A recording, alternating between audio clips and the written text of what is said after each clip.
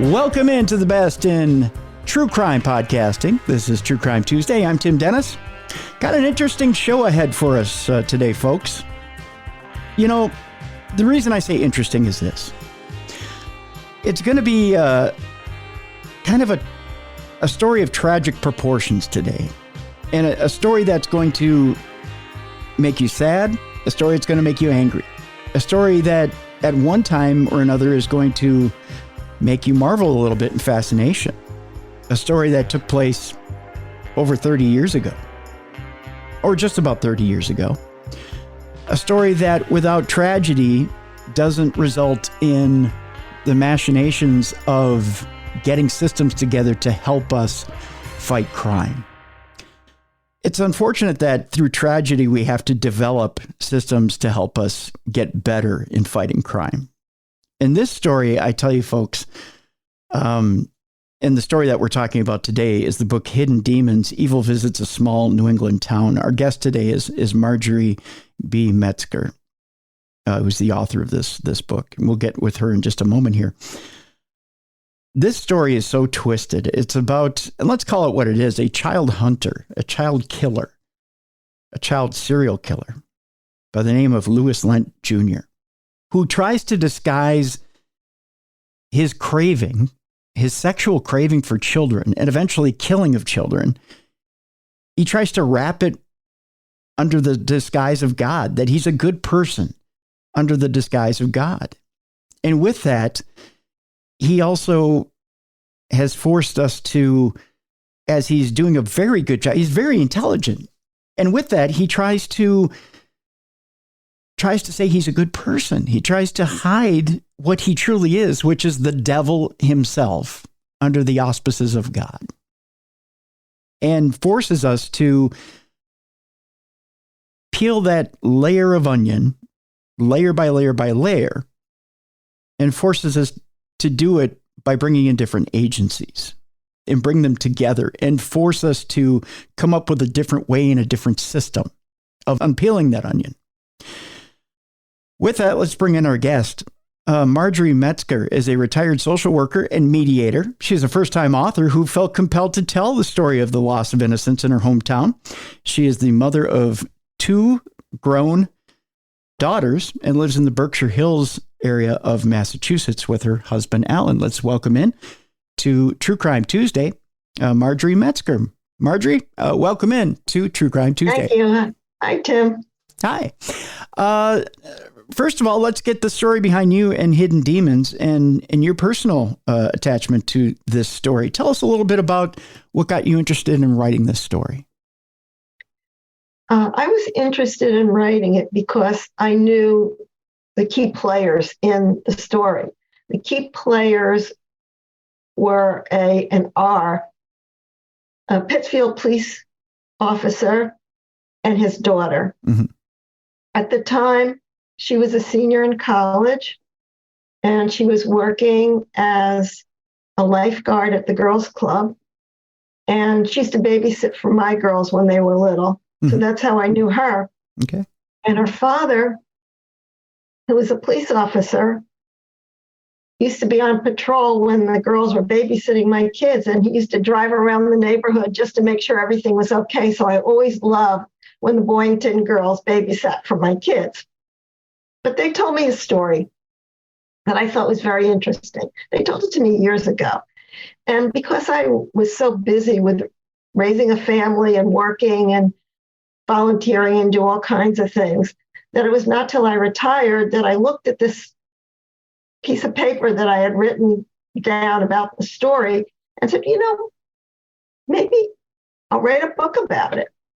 And as it goes, the same day, it was on January 7th, 1994, Owen Boyington was called into the police station at around noontime. Earlier that day, a girl had been walking to school and somebody tried to kidnap her and she got away. So all the police detectives were called in, even before their shift, to go out and see if they could find the truck that this guy was driving. The same day that happened, his daughter was working at the girls' club, And it was a very snowy day, blizzard conditions. So there weren't many kids left at the girls' club, just a few. So these two little girls, they finished their afternoon swim and were changing, and they heard a noise in the back of the changing room, and half the man was hiding out back there. Mm-hmm. Anyway, they got him down, and he took off running, and Amy ran after him and caught him. So the same day that Amy caught this man in the girls' club, her father caught this man who tried to kidnap this little girl.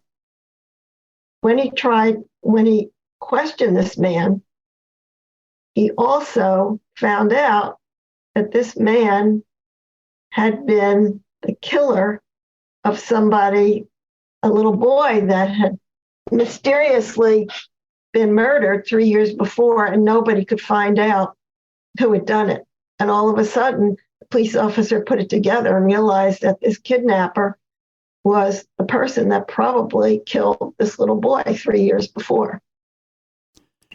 It's amazing how the one mistake, I shouldn't say one mistake, but one event that goes wrong for a killer, follow me on this language here, Margery.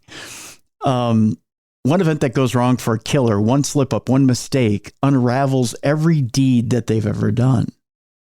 It seems like some get caught because they want to get caught.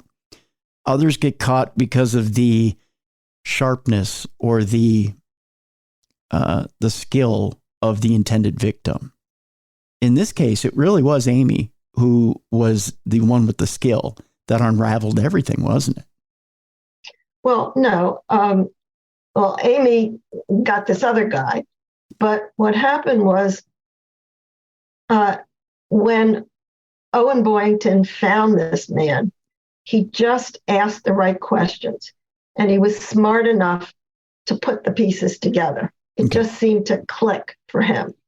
But also, I think you mentioned something very important, that it's that one slip up. Mm-hmm. And you wonder how that happens. And I believe that it could be a number of things, but I think that with this particular man, Louis Lent, I think his urges were just getting stronger and stronger. And I think that in the past, what he had done was try to grab kids when no one was around. Here, he tried to grab a girl right in dead center of downtown. I meant to say Rebecca, not Amy. I'm sorry. Yeah. Go ahead. Yeah, go ahead. And this girl just happened to be savvy enough, and I don't know how she did it, to get away from him. Mm-hmm. I don't want to give everything away. Sure. But, the urges just seem to get so overwhelming, and they become more often and more powerful that it's almost out of their control. And he seemed to act and was not as cautious. Why do you suppose that is? I want to ask from your standpoint here, Margery. When you sit back and you look at the entire caseload of Louis Lent, when you see the things that he's done, the terrible, cruel, horrible things he's done, and the attention to detail that he did them with, why do you suppose he got random and sloppy with this last attack that he did? Well, I can't say he got random, and I can't say he got, maybe sloppy, but I don't think it was random. I think he followed his victims. I think he had everything mapped out. I think he knew where people would be, when they would be. I just think that it's almost, I can't really equate it to an alcoholic, but it seems like sometimes these urges just escalate so much, and who can explain it? I mean, I really can't get into the head of a psychopath, and he obviously is psychopathic. Felt no remorse for anything that he did, and to this day feels no remorse. And I think he really believes that he's a good person because he found Jesus. So I really can't get into his head about, why he did that.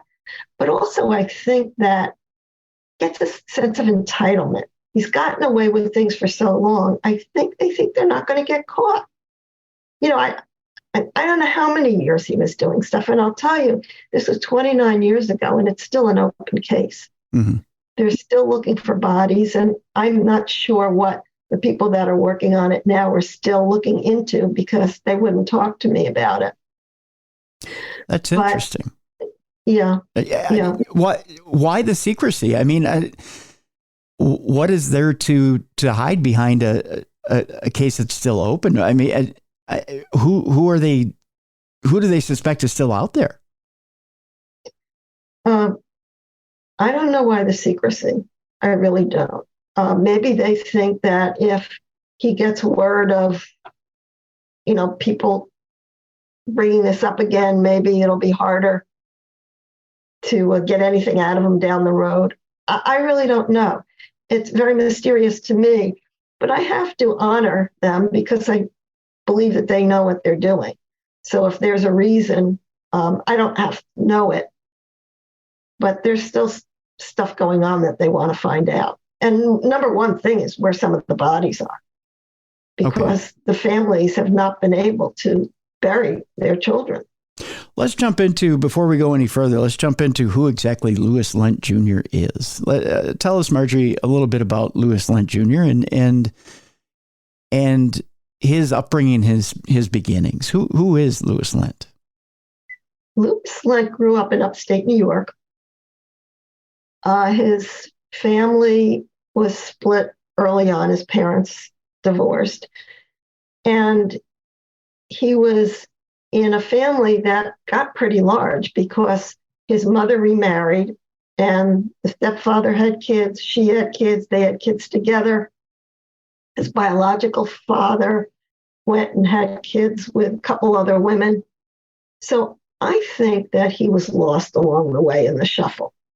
I think that he probably did not get the attention that he should have gotten when he was little. And I think there was so much going on. I think there was abuse in the family that nobody would talk about until after he was arrested. They would admit that there was stuff going on in the family. So I think it was just a kid that had to flounder and find his own way. And it's in the early years that a person becomes psychopathic. Now, you don't know if it's because they're born like that, or they had a head injury, or it's just from lack of nurturing. Who knows what it is, but it's believed to have happened early on. And he floundered. No. He was the kind of kid who dropped out of school when he was 16, couldn't hold a job, went from one place to another, kind of blended in, kind of faded into the background.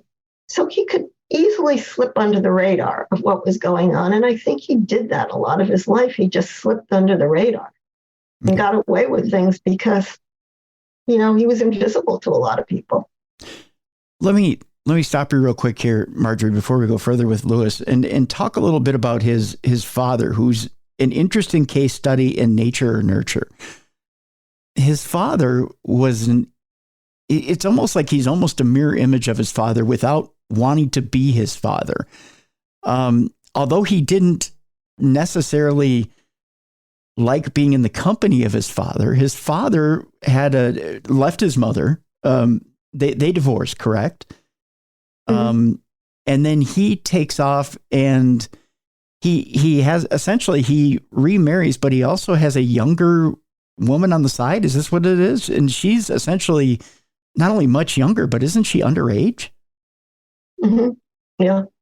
Okay. Who knows what happened there? I get bits and pieces, but yeah, he carried on with this woman, this girl, for 15 years before he married her. And, Louis saw all this. He saw his father. His father drank excessively, was abusive, sexually and physically abusive to his kids and who knows who else. And what amazes me more than anything else is that through all this, somehow the family still spoke to each other and got together sometime. And I just don't understand the dynamics. It was strange dynamics. And I don't know if even they could explain them, but why Lewis was drawn to his father, I think that he probably just wanted his father's attention. I mean, a lot of kids want their parents, no matter what, to pay attention to them and love them. Now, or just at least pay attention to them. Now, it's only speculation, but at this point, Dad is favoring younger women to the point where, he's dealing in almost pedophilia and is sexually abusive, is physically abusive. There's that, you have to ask at this point, is there a genetic cause to what Louis Lent is doing? Or is this simply a behavioral thing that he's seeing it in the home, maybe even experiencing it? I'm not going to assume that Louis Lent Jr. is being abused by Louis Lent Sr., but maybe he is, because in Louis Lent Jr.'s crime spree, he's not particularly picky as to whether he's choosing boys or girls to abuse. Can you expound on this? Do you think that Louis Lent Jr. himself is being abused by Dad? That's an interesting question because nobody knows for sure. The mother, denied everything. I mean, she was just in denial of everything, which of course is not helpful when a mother denies everything that's going on. And the cousins, and I heard them interviewed on 48 Hours. That's where I got that. When this first happened, 48 Hours did a segment on it. Mm-hmm. And the cousins said that they knew that the father had abused his daughters, or his stepdaughters. Who knows where the line is drawn between daughters, stepdaughters? Doesn't really matter. It's still incest. It's disgusting. Sure. But they said they don't know if he abused his son. They just don't know about that. And I'm sure he would never say it. Yeah. He would never tell something like that. But you hear with pedophiles that a lot of them had experienced it themselves and they just pass it down the line. Yeah. Yeah. So with that, and I'm sorry, I interrupted you when you were talking about his background. Now, growing up, he has very few friends, and those friends tend to be, as we're mentioning, as we're talking about family, they tend to be cousins. Am I wrong on that? Well, this is when he's already in his 20s. He hangs out with younger kids. He feels more comfortable with them. Okay. And he, when he gets older, he has a lot of young friends. And a lot of mothers are very happy that he took an interest in their kids. A lot of single mothers thinking, oh, this is a male role model for our kids. So he, it's like any predator. They know how to find the weakest link and the weakest prey. And that's what they look for. And they latch right on. Interesting. So he's already setting up this, I don't want to say he's setting up a precedent, but he's setting up a precedent to put himself right in the category of a serial killer and a child serial killer at that, or at least for a pedophile, correct? Mm-hmm. Yes. Okay. Where does setting yourself up for the act and actually committing the act happen in Louis Lent's life? I don't know when it started, but I can tell you that let's move on from Louis Lent to this guy that was in the dressing room at the girls' club. Sure, let's do that. He started out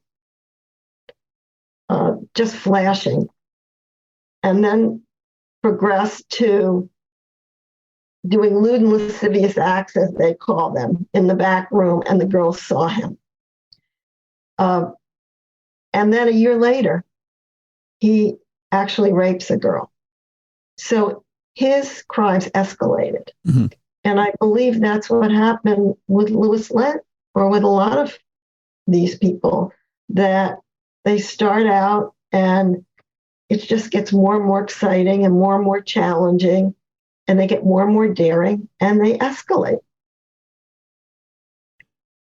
Now, and I should clarify for our audience, the man who's caught in the Y is connected to Louis Lent how? They're not connected in any way. It's just that the father and daughter caught these men on the same day. On the same day. Amy Boyington caught this guy, and her father, Owen Boyington, caught Louis Lent. Okay. So there's no connection between these two people, except that it was a father and daughter who caught these guys. Okay. So at this point, do we want to talk about Rebecca, or do we want to lay off Rebecca? Yeah, I will talk a little bit about Rebecca. Rebecca was a remarkable young lady. She had the presence of mind to fake an asthma attack and get away from this guy. She had never had asthma. I mean, I don't know how she thought to do this, because they praise the DARE program and say the kids learned how to, what to do in case somebody comes at them, and how to yell, what to do, whatever. But it's a very different scenario when you role play and when something actually happens to you. It's totally different. And this kid had the presence of mind. But what was really remarkable about Rebecca is that she really wanted no publicity from this. People were after her from everywhere. She was on TV, she was here, she was there. And the court appointed somebody to keep an eye on her and to protect her and to be a guardian ad litem, actually, through this process. Rebecca just did not want to flaunt it. She just wanted to go on with her life. I did not interview her because she did not want to talk about it anymore. She didn't want the publicity. She doesn't want this to be her life. Yeah. Yep. And to clarify for our audience, Rebecca Savarese was 12 years old at the time when she was approached by Louis Lent. Right. And essentially what happened at the time was she was on her way to school, correct? Yes. And Louis Lent approached her, and she had her headphones on. She had her Walkman on, and really wasn't she was kind of in her own world, but he kind of came up alongside of her, had a gun in his possession and a yellow shirt draped over it, kind of put it in her ribs, right? And told her, and I'm paraphrasing here, basically told her, get in the van or else, right? I don't remember what the quote was. Mm-hmm. Yeah, that's basically it. And as you stated before, she knew that if she got in the van with him, she was never going to see her family again. And that was based on DARE training that she had. So at that point, she had to fake an asthma attack, or that's what she surmised, that she was going to fake a asthma attack and slip out of her backpack. He had grabbed her backpack basically to get some sort of control of her, to get her into the van. She slips out of the backpack and takes off running. And at that point, takes off running to the nearest adult she could find. And it's at that point that she that adult calls into police, and that's where I'm sorry, Officer Byington, is that his last name? Boyington. Boyington. That's when Officer Boyington comes into our story, correct? Well, he comes in a little bit later. Okay. Okay. She's actually two people called in at the same time. There was a witness who saw this was happening. And at first he thought it was just a father and daughter having an argument until she took off running. And he gets in his truck and goes through two red lights. And the guy that saw this said something's really wrong. So he flagged down an officer. At the same time that this man that she ran to called into the police station, this other officer called in. So the police station got two calls right around the same time that this incident happened.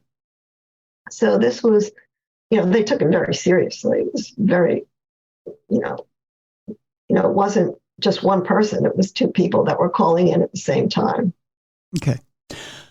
Let's do this.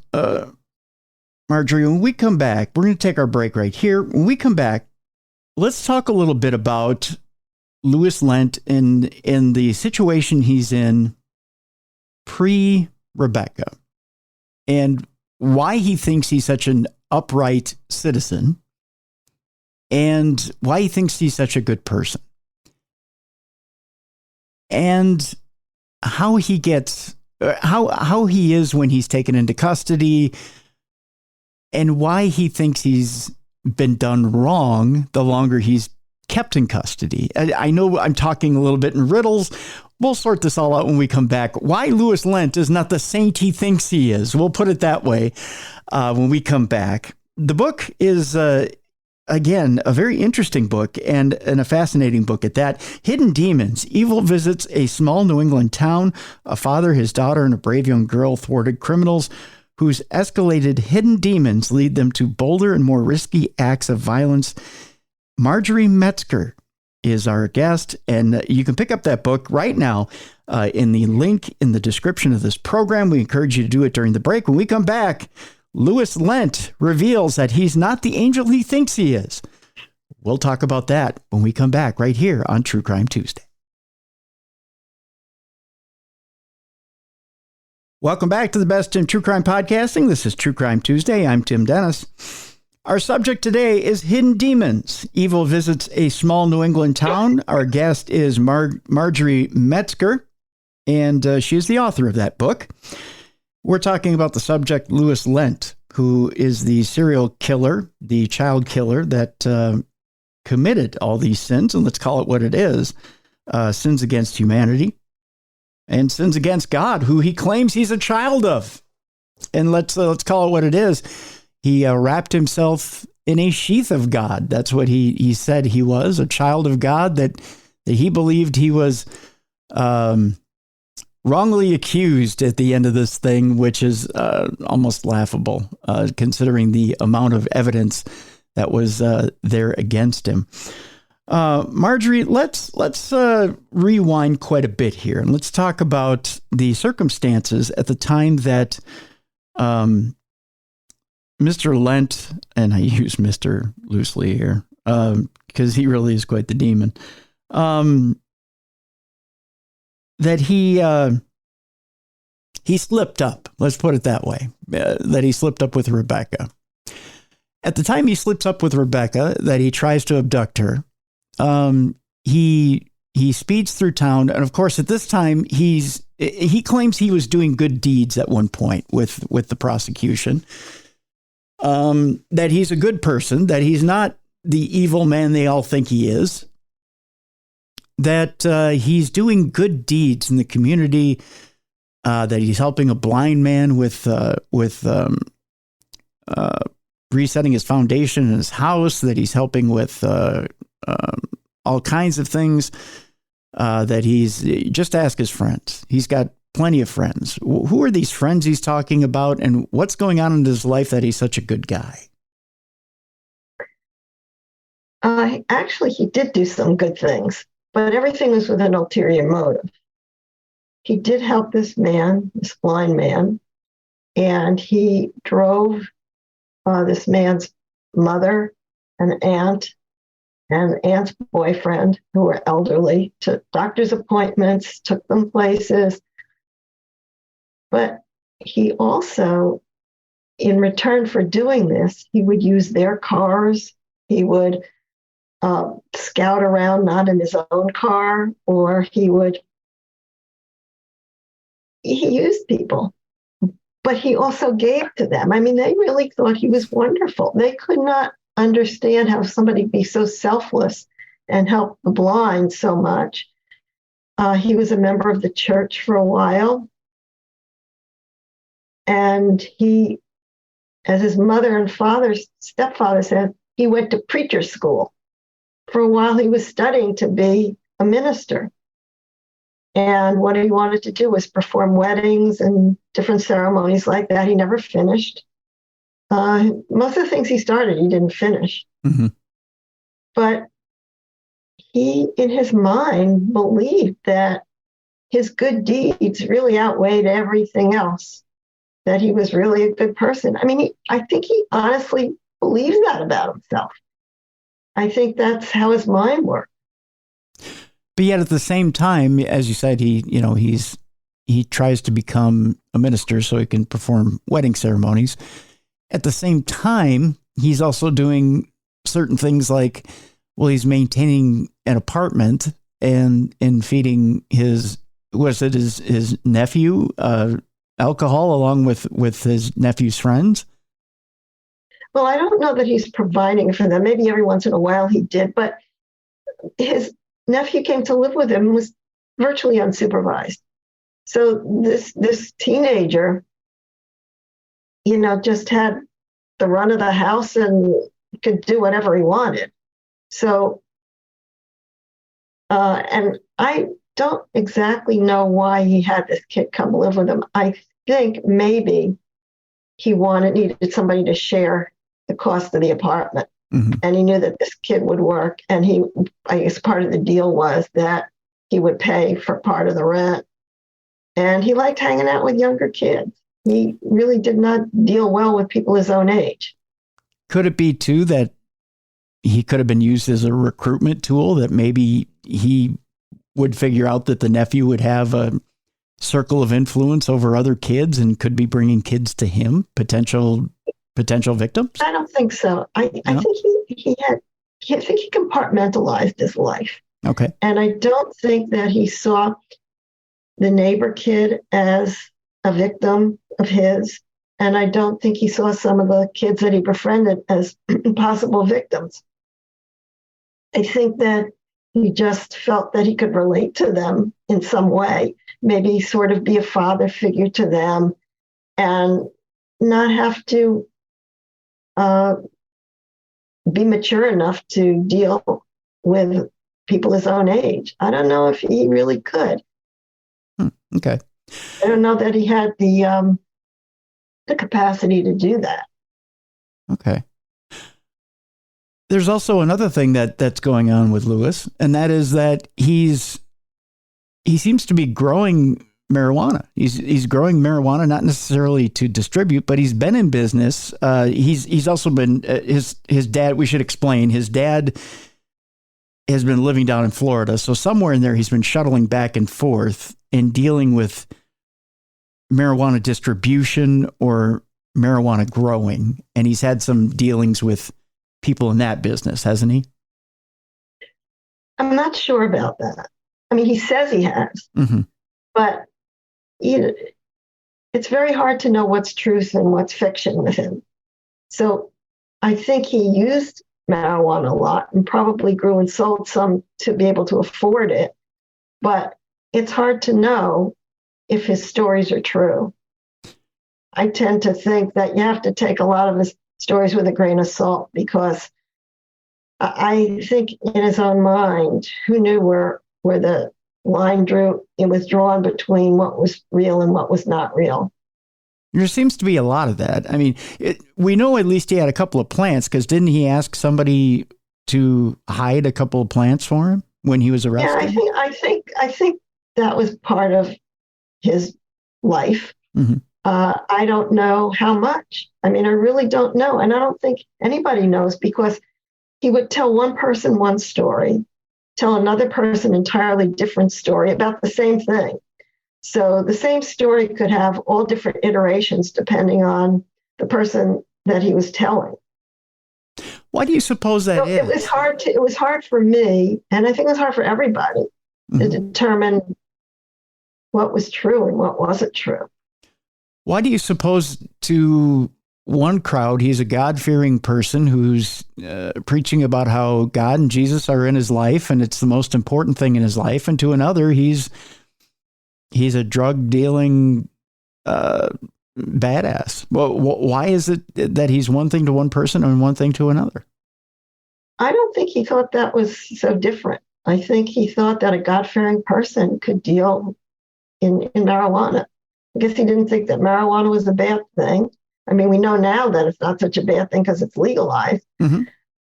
But I guess in his mind, he didn't see this as any dichotomy.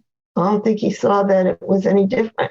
You can do good things for people and you can, peddle your pot. Now you're trying to think. It's hard for us to get into his head. Yeah. And I don't think that as hard as we try, we can figure out what goes on in the mind of somebody who is a sociopath. I mean, their whole way of thinking is so different and so convoluted. And the saying survival of the fittest, mm-hmm. It's as if they do everything to survive, no matter what it takes.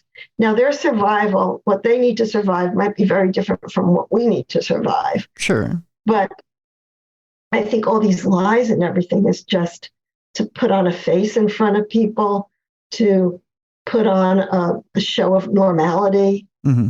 And I don't know that a person like that really has any clue about what is okay and how a person acts or in a social situation. Mm-hmm. Very socially awkward and try to hide it in whatever way he can. And I think his way of hiding it was to be a big shot with younger kids because he couldn't be a big shot with people his own age.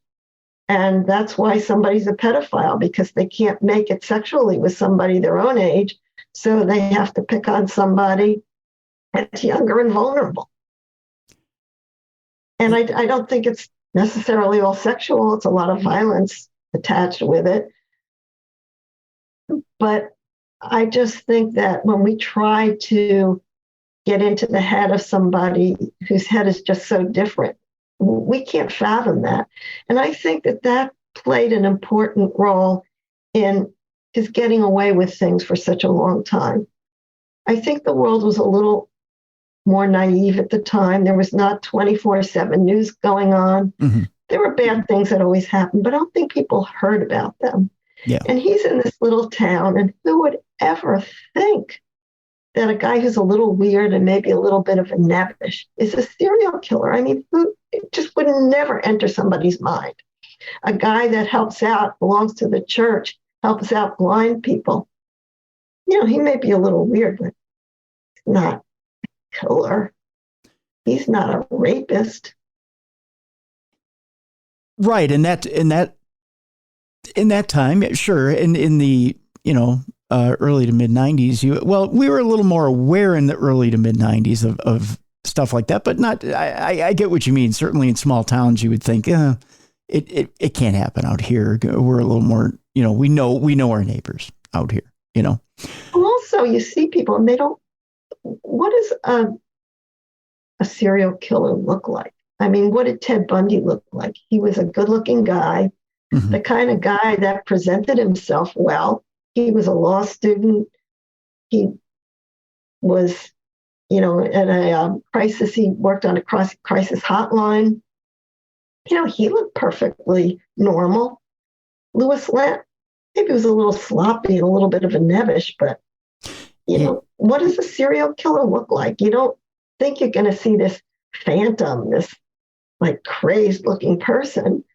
This guy that walked into the girls' club, he was nicely dressed. Somebody thought he was somebody's father. He looked fine. You don't know. Wayne Lowe, who we didn't get into yet. Sure. But he was the the person who did the shooting on the college campus, he was a brilliant kid and a wonderful musician. He had a scholarship to this college. He went on a shooting spree. Who would think? I mean, these people are not people that look different than anybody else. Mm-hmm. Now I'm looking at a picture of Louis Lent, and he kind of looks a little bit like, I mean, if you've seen the movie Office Space, the guy who keeps complaining about his stapler. I mean, you know, he looks almost exactly like that guy, you know? Yeah. So, yeah. I mean, I could see how he stayed under the radar for a long time. Sure. And I could see how things were missed. It's not surprising to me. Mm-hmm. It's unfortunate. And I think there were some mistakes made along the way, you know, before he was caught, things that were overlooked. But finally, they caught him before he could do more harm, because he was really gearing up for much, much worse. True. He was building up, that's for sure. Let me ask you some questions here, Margery, about when they first took Louis Lent into custody. When they first took him into custody, he seemed to be almost congenial about everything. It seemed to be almost easy. They came to get him, and he willingly went into the police station. He sat down. He didn't ask for a lawyer. He gladfully, spit out whatever information they wanted at the time regarding Rebecca. I should say that, regarding the case with Rebecca. And it's at that point that the local police discover that there may be a tie to Jimmy Bernardo. And that's where they start to call New York and bring New York in. And we won't get too deep into stuff, but this is where the onion starts to unpeel and the layers start to unpeel, correct? Well, when they first took him in, he acted like a buddy to these guys. Mm-hmm. You know, he was fine, went in. I think he really thought he could talk his way out of it. But he kept tripping himself up. So obviously he didn't. But at first, he would talk, but he lied. He told lies that whole first day. And he talked about just to talk. He just loved to talk. So he had people that were willing to listen. And the police officers wanted to give him leeway. They wanted him to trip himself up, mm-hmm. to talk enough that he would trip himself up. And basically that's what he did. And as he's tripping himself up and he's getting deeper and deeper into the mud, so to speak, they're doing everything by the book. They're reading him his rights. They're doing everything. And I think he's realizing he's slipping up step by step by step. But he keeps going. He just keeps going and keeps getting himself in Dutch until finally a lawyer is called. And it's only when the lawyer is called that all of a sudden he starts to renege on everything. Well, now all of a sudden they force things on me. And well, there was so much evidence against him, and it was so clear that there was so much evidence against him. When he got his legal defense attorneys, they did a very good job, but really the only thing they could do was catch things on technicalities.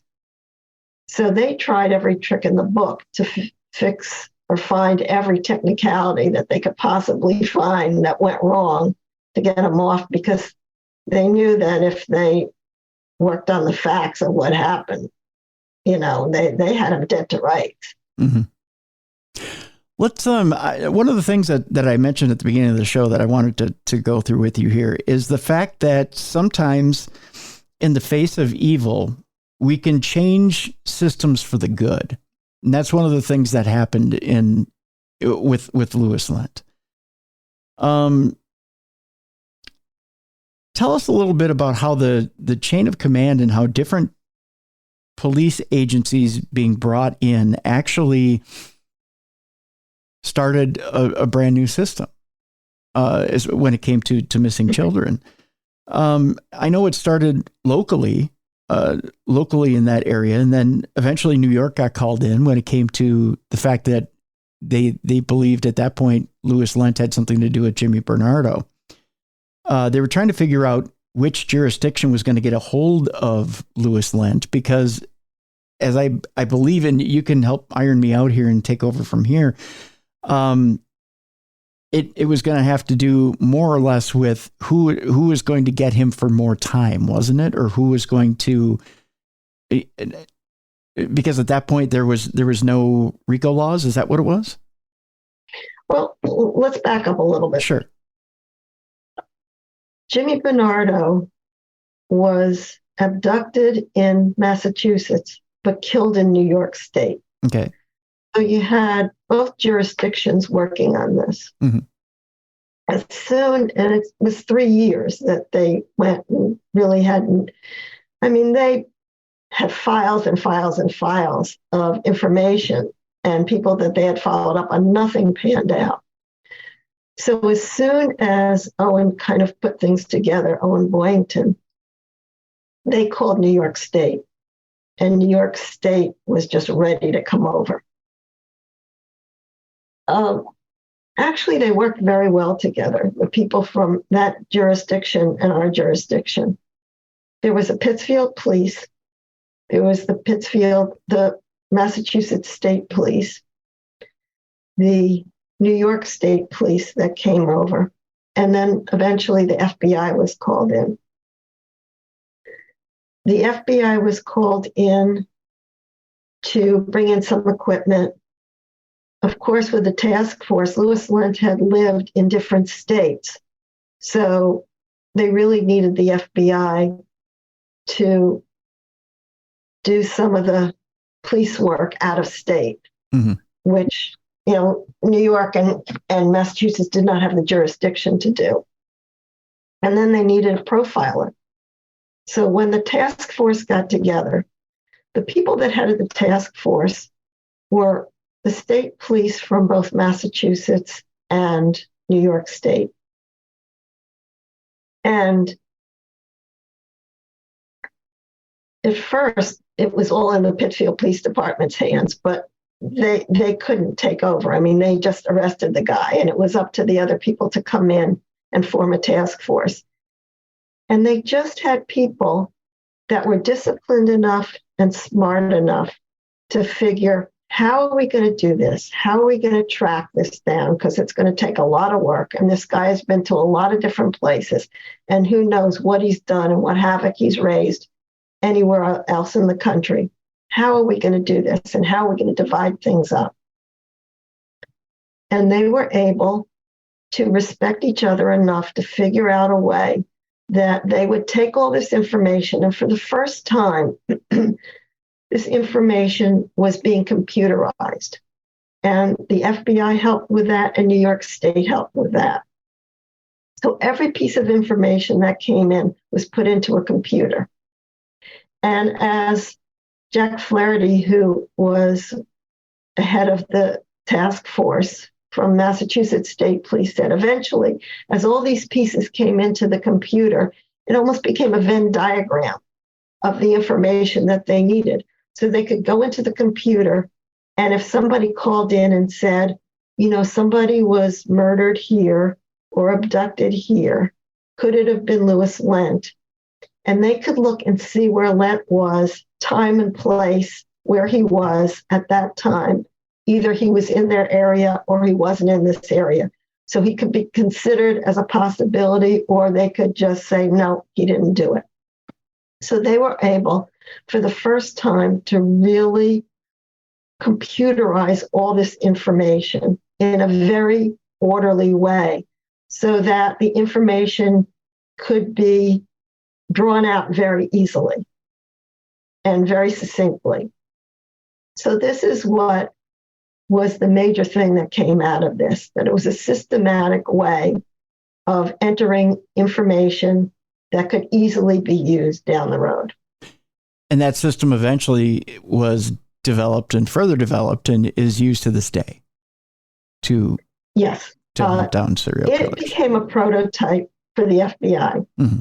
The FBI, not long after this case was, the task force disbanded, they met in Quantico, and they had experts from all over the country who had dealt with child serial killers come, and together they worked out a system that the FBI developed. And a lot of it was based on what went on in Pittsfield and the task force in Pittsfield. Again, something good that came out of something horrific, which is unfortunate, but something good out of something evil. Well, also things changed here. Before you didn't have to buzz in to get into a building. Anybody could just walk in. Yeah. I worked at the girls' club years before that, and everybody was just in and out of there. After this happened, it was locked. All the doors were locked. They had cameras. They knew who was coming in and out of this building. And this happened all over, in schools, everywhere. Mm-hmm. I mean, things began to change because they realized that kids just were not safe.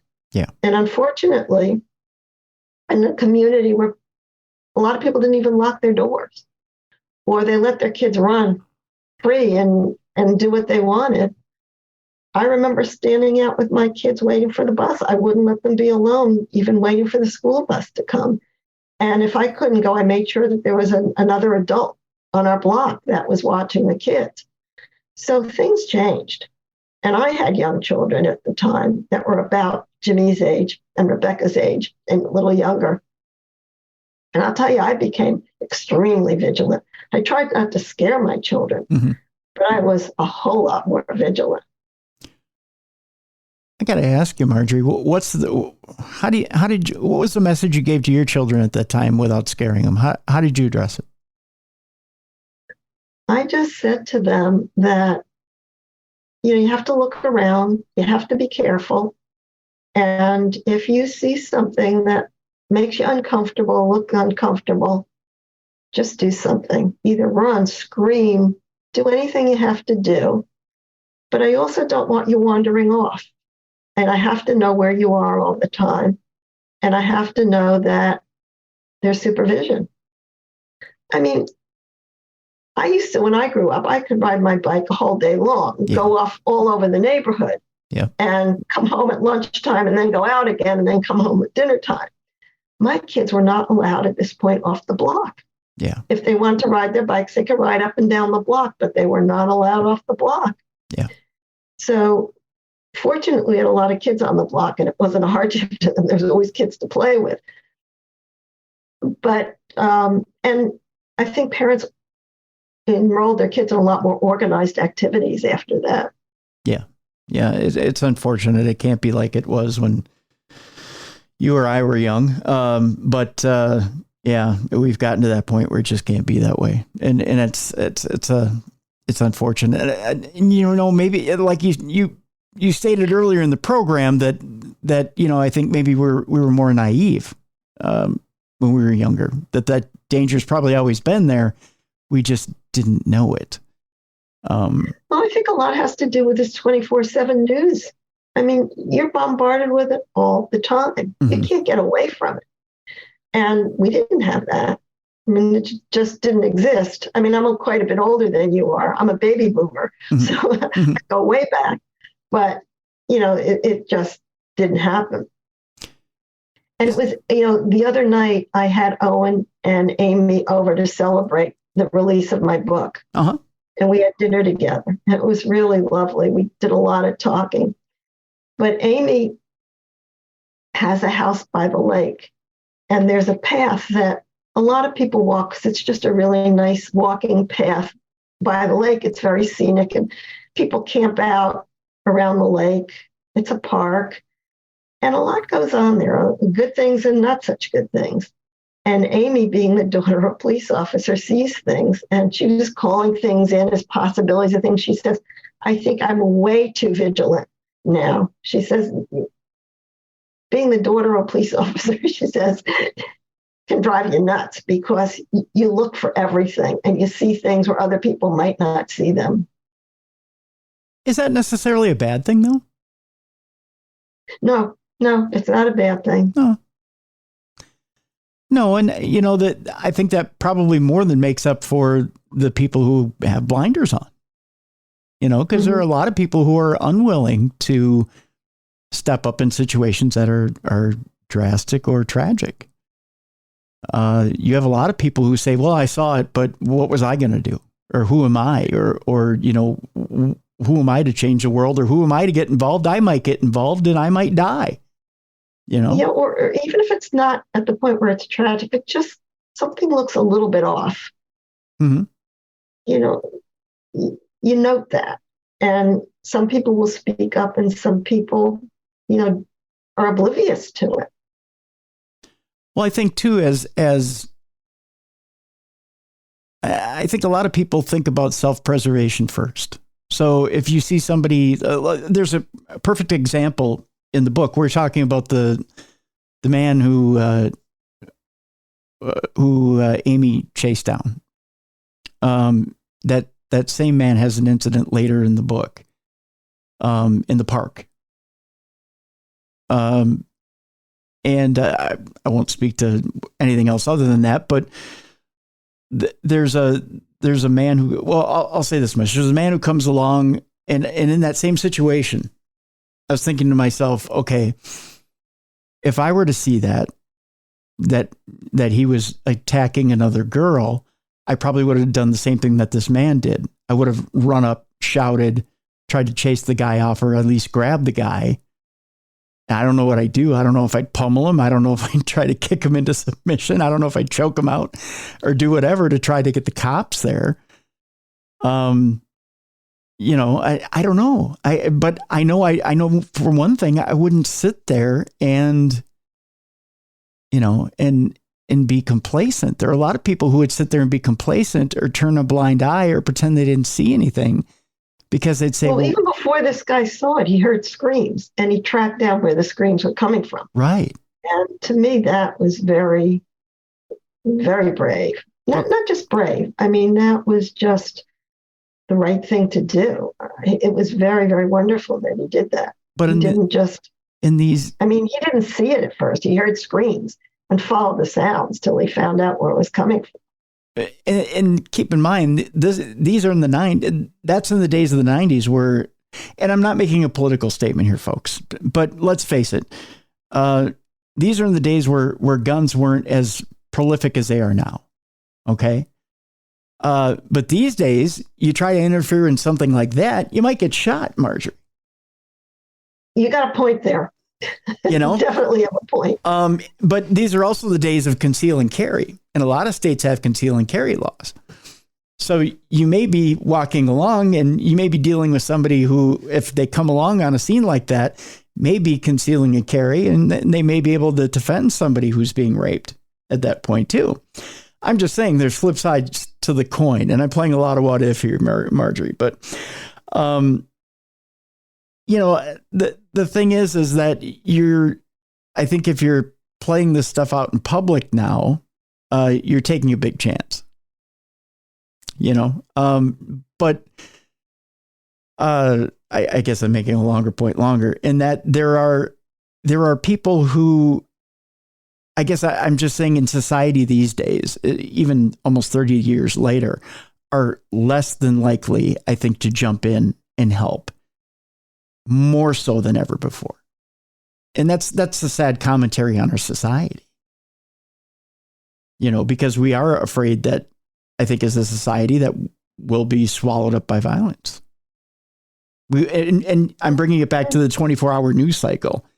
And that is because we do see it on the 24-hour news cycle. And it's every day now. It's every day now there's a tragedy. It's every day now you see mass violence. It's every day that you see, well, another person's lost their life. And you don't see enough success stories of people jumping in and helping and it being successful. You see a lot of people jumping in and losing their life.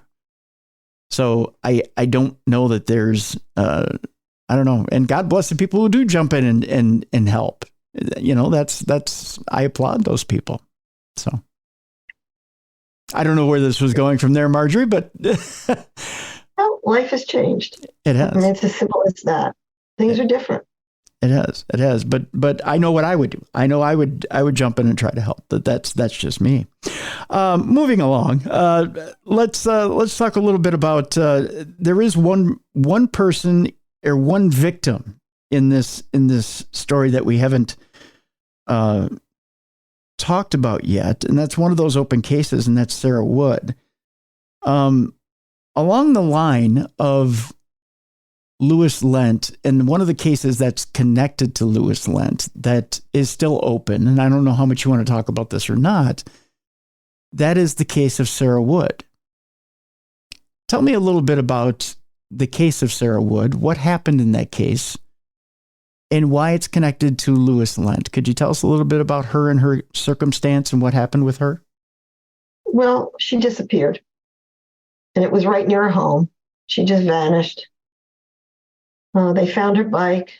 They found some of the things she was carrying with her, but never found her. And Louis Lent confessed to it when he was in the police station that first weekend. And it really shocked everybody because they didn't even connect him with that. And he just said, well, I did that too. And I think what got complicated with Sarah Ann Wood was the body was never discovered. And the parents knew that she was dead. And all they wanted was just to give their daughter a decent burial. The father was a minister. It was for a very small, tight-knit community in upstate New York. And it was terrible. It was just awful. And Louis Lent played them. You know, to this day, he has not told what he did with Sarah Ann Wood's body. But what got complicated was, jurisdictionally, it got complicated because Louis Lent was under arrest for the abduction of Rebecca Savarese, and they knew they had him on that. Mm-hmm. And the DA was very smart. He said, I'm not letting this guy go because I know he did Rebecca Savarese, and I know he did Jimmy Bernardo. If we give him to New York, it's just going to complicate things. And he also knew that he wanted to get Louis Lent in prison with no chance of parole, that he could never get out. If he had been tried for the Sarah Ann Wood case in New York State, he would be tried for second-degree murder, not first-degree murder. And he would have gotten a sentence of 25 years with a chance of parole. And the DA said, we can't let that happen. We can't take any chances. We have to get things done here. Well, Sarah Ann Wood's parents and the DA there were furious because they wanted him to come to New York and tell them where the body was. They didn't realize that he was never going to tell them. You know, he was not going to give that up. Yeah. So they were blaming the DA here for,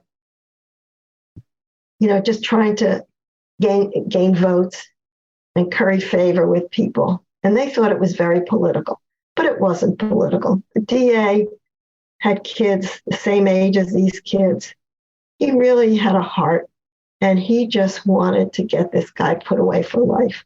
So there was just a big problem between New York and Massachusetts about how this was going to be handled. There was no problem jurisdictionally between where Jimmy Bernardo was found and Massachusetts. That went smoothly. They agreed on things. They decided it was better to try him here for a number of reasons, and that's in the book. I don't want to get into it. Mm-hmm, mm-hmm. But it was very contentious with the Sarah Ann Wood case. There's also something I think we also do a paranormal show. One of the things that absolutely made me guffaw a little bit is that not only, I shouldn't say guffaw a little bit, but it made me chuckle. Louis Lent claimed he had dealt with an alien abduction, and that was part of the reason why we'll put this in a nice little tidy package in a teaser so to speak, Margery, so that people can go to the book and read it. He claimed he was having problems with a split personality, and a reason why he couldn't remember certain things. He was trying to avoid staying at a certain prison because he didn't want to get, let's face it, he didn't want to get beat down for the things he had done. There's such a thing as prison justice here, folks. Let's face it. Well, a pedophile has a bullseye on his back when it comes to prison because that's right. The low man on the totem pole. That's right. And they're a target. That's right. For everybody. So reasonably, he should have been scared. Yeah, and he should have been. And there was one prison. What was the name of the prison again? Well, it doesn't matter. It doesn't really matter. Yeah, so it was maximum security. Yeah, it was maximum security prison, and he was in the general population, and he was getting beat on. Mm-hmm. I mean, it just followed that would happen. Yep, and he didn't want to face a little prison justice, so he was doing whatever he could to try and get out of that prison. So. Well, I don't think it was just a little prison justice. I think it was pretty awful. So I don't blame him for not wanting to deal with that. So he was let's just say he was trying to get out of it. You can read it in the book how he was trying to get out of it. But one of the things I thought was absolutely funny is he had claimed that, of all things, an alien abduction was one of the things that had caused his condition. Pretty funny stuff, Margery. Whatever it takes, And of all of the, I'll tell you, as one guy who's been doing a paranormal show for 17 years now, alien abduction has never caused anybody to have that type of reaction. I'm just saying, it's never happened. Well, his multiple personalities is really the thing. Yeah. And tried to sell him on the multiple personalities, but he didn't have his facts together too well on that, and that didn't go over. No. But it's the follow-up to what he claims he had versus what actually was going on with him that are pretty funny. He wasn't, his follow-through was not good. We'll just put it that way. He'd say he'd have one thing. The way he followed through with it was very sloppy. He was like a trapped rat. He was backed into a corner, and he was trying anything he could think of to get himself out of that. Yeah. But again, it's one of the things that, unfortunately, folks, you're going to have to.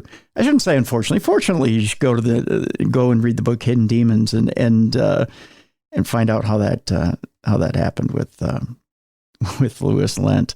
Again, fascinating book, Margery. Did you want to touch on Wayne Lowe real quick before we leave people today, or is that something you want people to? I can touch on it quickly. Sure, go ahead. Wayne Lowe went on a shooting spree, and it was not the first, but one of the first of these mass campus shootings. And the day that his trial was beginning was actually the Thursday. This whole incident with Rebecca Savarese happened on a Friday. The Thursday before, this was the biggest case that the DA had ever had. Mm-hmm. And they selected a jury. And the next day, the jury went down to Simon's Rock College to do what they call a view. And they walked the campus and saw what he did, where he went, where he shot people, what he did. They came back. They had lunch at the Red Lion Inn in Stockbridge. The Red Lion Inn is the epitome of New England. Stockbridge is Norman Rockwell. The Norman Rockwell painting is Main Street, Stockbridge, and the Red Lion Inn is right there. So they had lunch, but the DA didn't have time. They were preparing the Wayne Lowe trial that was going to start the following Monday. A jury was selected. Everything was ready to go. So they get back there and they're hit with this. So they had to juggle all these things because as far as Wayne Lowe was concerned, they thought this was the biggest thing that ever happened. Then they get this thing with Louis Lent, which trumped that. So that was an even bigger deal. And Wayne Lowe, as it turns out, was found guilty when they finally got, the trial. He was found guilty. He's in jail for life. But he's truly sorry for what he did. He has remorse. Mm-hmm. And that's the difference.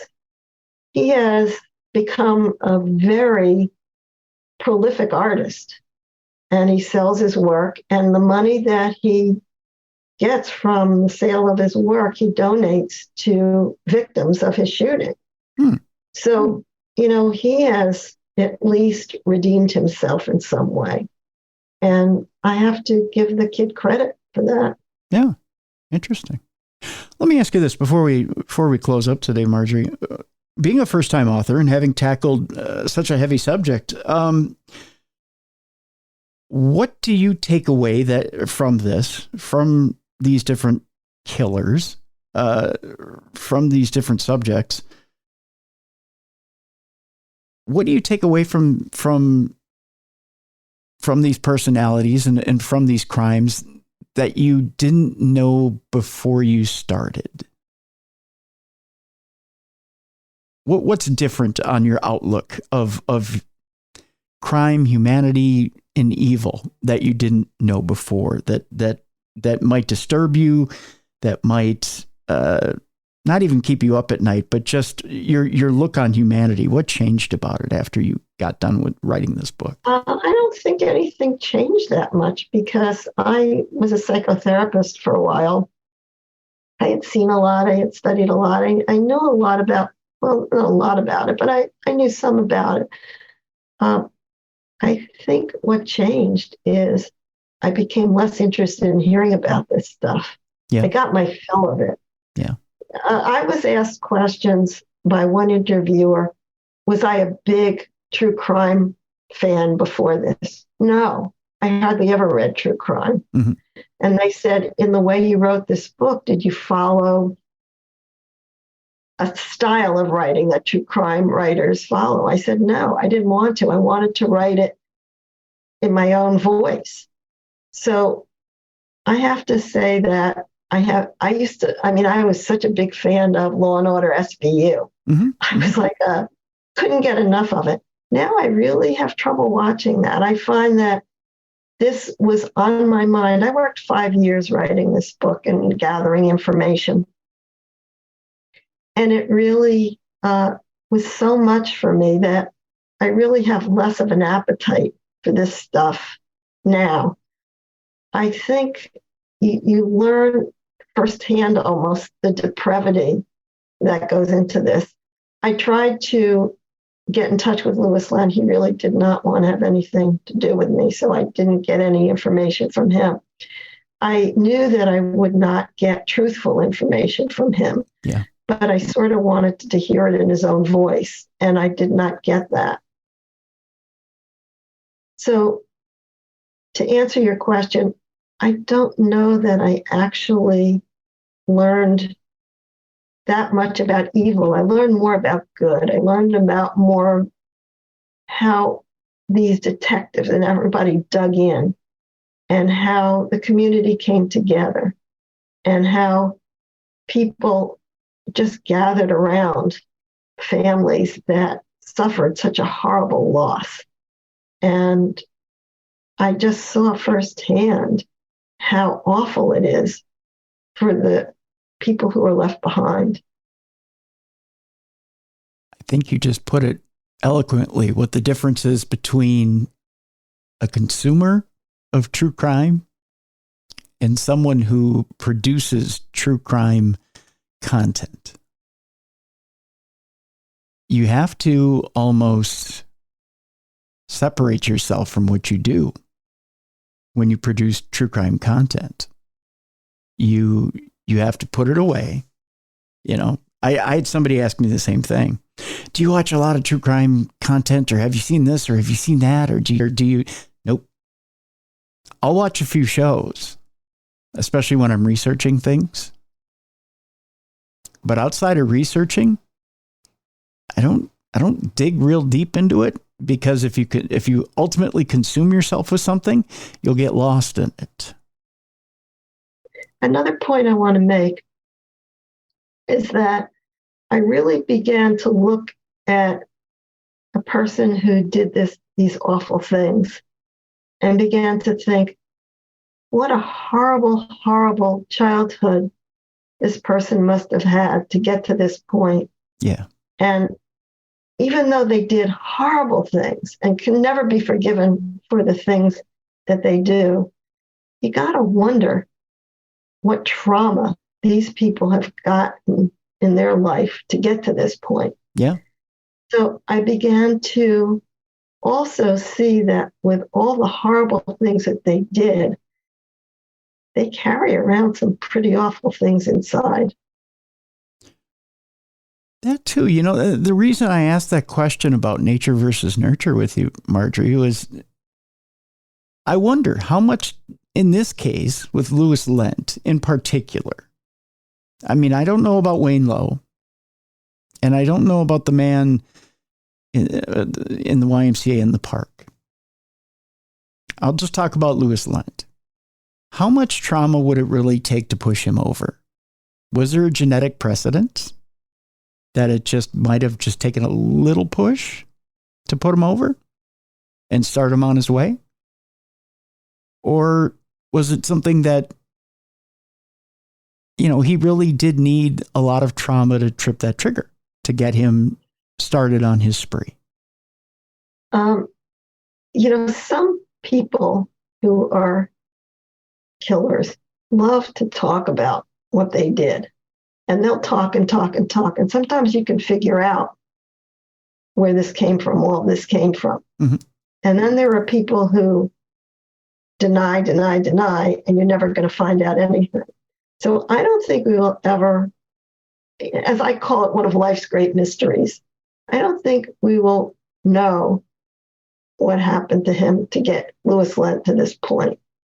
And there are probably a lot of other people who do horrendous things that nobody will ever know what caused it. And by the time it happens, it's kind of too late to do anything about it anyway. So does it matter if it's nature or nurture? It's water under the dam already. True.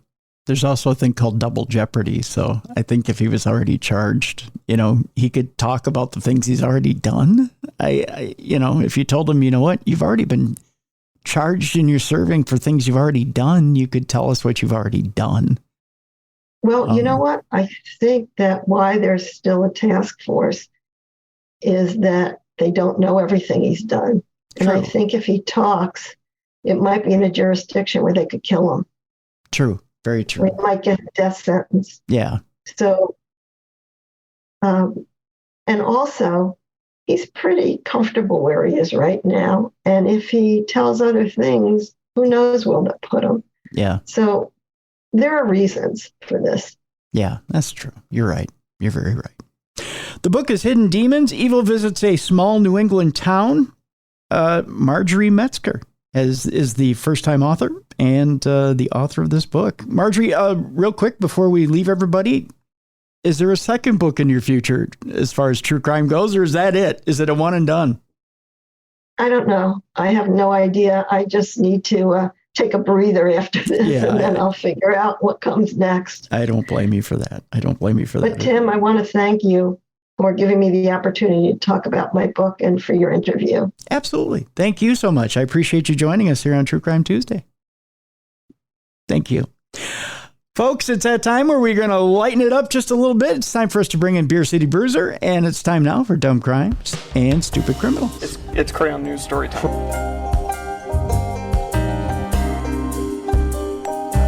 What happened with this dude, Christ Bearer? I heard he cut his penis off and then jumped off a balcony. Suspect pulls gun from butt, shoots twice at Denver police. What is your emergency? I need help. And what's the problem? I'm too high. You're too high? Yeah. It's that time once again you're looking forward to. It's time for Dumb Crimes, Stupid Criminals. And of course, we need a co-host. The co-host with the most, the BCB, the Big Cuddly Bear, Beer City Bruiser. How you doing, Bruiser? I'm doing fantastic, Cruiser. I'm actually in a really good mood, well rested and ready to make fun of some stupid criminals. As I was looking for stories, at first I thought we were going to be a little light today, but it turns out we're okay thanks to Florida Man. Of course, Florida's got Well, they're all recovering from the hurricanes, so now everything's kind of getting back to normal, which means idiots. I also figured out that the New Year slowed down people a little bit. Yeah. Everyone was out celebrating, and yeah, they did a little auld lang syne and slowed down just a tad. They didn't want to get in too much trouble, I guess. Over the New Year, they wanted to start off. It was a resolution to start things off right. But, yeah, and here we are. Second week of January? We're ready to go to just do as much dumb stuff as we can. That's right, and they've started it off right. Florida man has hit a cop with a car, bit another cop evidently, and started dancing in the middle of traffic before a wild arrest. Oh, of course. You got to do all three. That's a trifecta right there. That's right. It's the Florida man trifecta. You just throw some drugs in there and you got Florida man in a nutshell. Well, I think we have. A Florida man is facing multiple charges after hitting an officer with a car and biting another and then breaking into a dance in traffic. That, according to authorities. Deputies say that 27-year-old Malik Smith went on a rampage in a Winter Garden smoke shop. Of course it started there. Oh, of course. Yeah, you got to start at the smoke shop. I wonder what kind of dance he busted out into. Is that the potato? Is that a twist? Is that the Running Man shopping cart? What are we doing, do you think? Wow, you are breaking out the golden oldies, my friend. I was going to go with something more modern, like the stanky leg or something like that. But the Tootsie Roll. There we go. Well, let's find out, shall we? Yeah. The Tootsie Roll. He then, he caused thousands of dollars of damage in the Winter Garden smoke shop. He then turned on officers, hitting one with a car and later biting another, but not before he took a dance break in the middle of traffic. Okay, I'm going to make an earmuffs to the sensitive kids in the audience. He did an R-Truth dance break in the middle of traffic. That's a good way to stop traffic. I guess it is. Smith is facing charges of resisting an officer with violence, 2 counts of resisting an officer without violence, because you can clearly separate the two, battery on an officer, failing to obey law enforcement orders, aggravated battery on an officer, criminal mischief of $1,000 or more. The charges just keep piling up, just like Jenga. As of Saturday, he was still in jail, according to Orange County jail records. Well, he probably can't afford bail. I'm guessing. According to Winter Garden, they forgot the W on this. It just says, according to Intergardens police, they were writing it so quickly they didn't spell check. Smith went into a mobile gas station around 7:30 p.m. on Saturday. He then walked over to 592 Smoke Shop. The smoke shop so infamous that they didn't name it anything but 592. Yeah, it's the address, I'm assuming. Probably. Like, hey, let's just do this. Yeah, let's just get this thing going. Let's not even give it a name. A store inside the fuel stop. Oh, so it's inside. Oh, okay. Yeah, okay. Yeah. What should we name it? Just give it the address, 592. It's a store inside the fuel stop. Hopped onto the counter and started destroying display cases, causing about $2,000 in damages. Then he harassed customers and left, because why not? While police were taking statements on what happened, Smith drove back. He went back, so he left? It was like, I'm not done. I missed that one guy. I forgot to insult him. Yeah, there's this one case I forgot to kick over. Smith drove back and then tried to walk toward the store. He ran off when officers told him to stop. He jumped back into the car and drove around the parking lot before turning toward the front of the store and driving through it. Because why not? Yeah, that's how he's gonna get that last case. Right. Smith then started driving toward 2 officers. One officer was able to move out of the way, but the other was hit by the car. Smith then sped away, according to police. This is from the report. It says about 30 minutes later, Officer Joshua Rios was driving to a different call when he saw Smith dancing on the roof of a black Nissan Altima in an intersection. He was probably doing a victory dance because he thought he got away with it. So he's probably up doing the Pee Wee Herman tequila dance going, I got away with it. I got away with it. Probably. Rios was eventually able to pull him over at a 7-Eleven because everybody needs a Slurpee break. Smith walked out of his car and walked into a store, ignoring Rios, telling him to stop. Instead of following him inside, the officer waited until he came out and then took him down to arrest him with an assisting canine officer. Yeah! Yeah, bring in the dog. That's right. In the commotion, Smith hit Rios. Bit Rios' left thigh. Oh, he bit him in the thigh. Your dog's going to bite me. I'm going to bite you. Yeah. Well, no, Smith himself bit Rios, the officer, in the left thigh. And soon after, Canine Maverick was called in to help. You go get him, Maverick. He was able to get away from the dog and tried to get into his car. Determined to get to there, an officer pepper sprayed Smith, but that didn't stop him. Yikes. A taser brought him to the ground. Well, there we go. Okay, he's down. Yeah, where it took 4 officers then and the canine to arrest Smith. Man. So it was the police officer got bit and goes, you want to bite me? Well, I'm going to show you someone that gets paid to bite. That's right. Here, meet my dog and then meet a taser. But first, meet a pepper spray. We're going to season you for the dog. Yeah, well, the dog likes it spicy. So, yeah. So that's the name of that tune. No word on what the dance was. So we'll just have to speculate. There's no way he was sober during that. No. He had to be on something. I'm thinking this was a meth-fueled rage, if anything. Yeah, meth or PCP. Yeah. Well, so that's the name of that tune. We'll stay in Florida for this next story. It's a Florida block, if you will. Okay. Yeah. Okay. Nice tropical crimes. Yeah, this is a little creepy. Okay. How long would you stay with your dead mother if she was providing you a welfare check? That's the name of this tune. I'll ask you this question. You can field this one, Bruiser. How long do you stay with dead mom if she's giving you a welfare check? Not long, because she'll eventually start to stink. Well, there's that. Yes. Florida man is found living with his dead mother after a welfare check. Police made a troubling discovery after a welfare check led to, well, let's just say a grisly discovery. The Cocoa Police Department said they responded to a resident at 2111 Otterbein Avenue on January 1st in regards to a welfare check on 80-year-old Catherine Rulander. The woman's granddaughter contacted police saying 53-year-old Robert Rulander, the elderly woman's son, wouldn't let her see her grandmother. There's probably a reason. Yeah, because she's laying in bed as a corpse. Probably. When another relative attempted to reach out, Rulander told her the elderly woman was taking a nap. A long nap. And it's more than just a long winter's nap. Officers said multiple welfare checks were attempted that day. However, Rulander wouldn't let the officers inside the residence, closing the front door behind him when he spoke to law enforcement.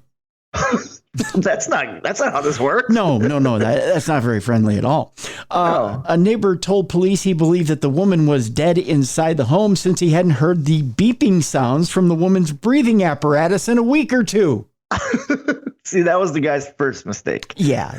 Turned off all their apparatuses. He simply could have left them on, let the granddaughter in, say, if you want to come in, fine. She's sleeping. Please don't wake her. The granddaughter could have peeked in, saw the machines all working, and left. Yeah, exactly. Yeah, but grandma ain't beeping. So that's breathing. Or breathing, so that could be a problem. The man also noted that the front door of the home was usually left open and it had been shut for quite some time. Yikes. What a nosy neighbor. I guess, yeah, right? Through the concern of family members and neighbors, officers were able to enter the home through an outstanding active warrant. Probably good that there was one. Ruland was arrested and taken to the Cocoa Police Department for booking. Inside the home, officers made the gruesome discovery.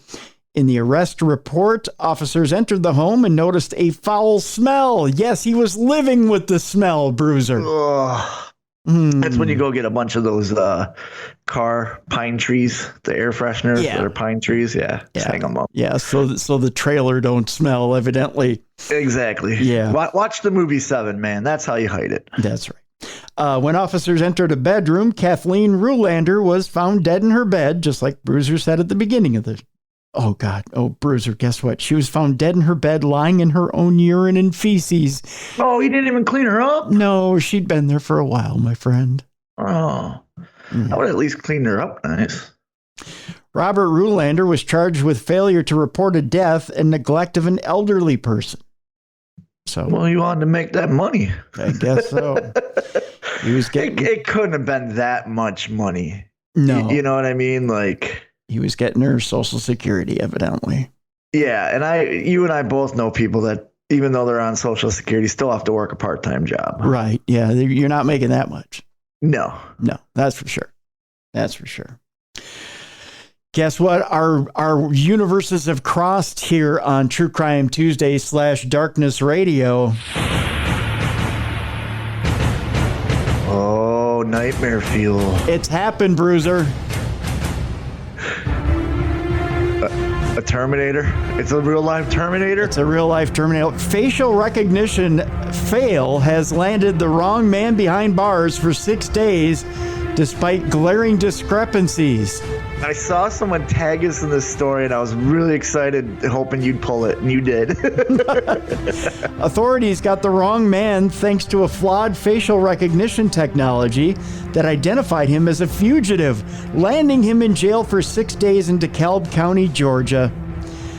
Despite having never been in Louisiana where the crimes took place and being 40 pounds lighter than the actual suspect. Well, okay, you can lose weight, but he had never been in the state. Like, there's no way to commit a crime. Right, yeah. Way to go, AI. Way to be as accurate as you possibly could be. I've had something similar like this happen to me. I don't know if I've ever told you the story. No. What happened? So, years ago, I went to go renew my driver's license. This is before I'd started wrestling and everything. Uh-huh. And I go in and I give them my name and they put it in their system and they look at me and they go, "Have you ever been to Ohio?" Ooh. And I said, No, I've never been to Ohio. Why? "You're wanted in Ohio." And I said, "Wait, what?" They said, "Yeah." And someone in Ohio with my exact name was wanted in Ohio. I said, "Well, what can I do? That's not me." So they ended up looking at my Social Security number, and it was different. Oh. But he had the exact same name I did. It's in Ohio. And it was like a huge charge, like murder or something. Oh, my God. That is scary. Yeah. Here, I think I was like 18, 19 at the time. So I'm just like, Yeah, that wasn't me, officer. You can't prove it. Yep, wasn't me. Wasn't me, you can't prove it. Randall Reed's attorney, Tommy Calagaro, I believe, made a statement on the mistaken November 25th arrest after the 28-year-old was identified as a purse thief who was wanted, I almost said he was wasted. He was probably that too.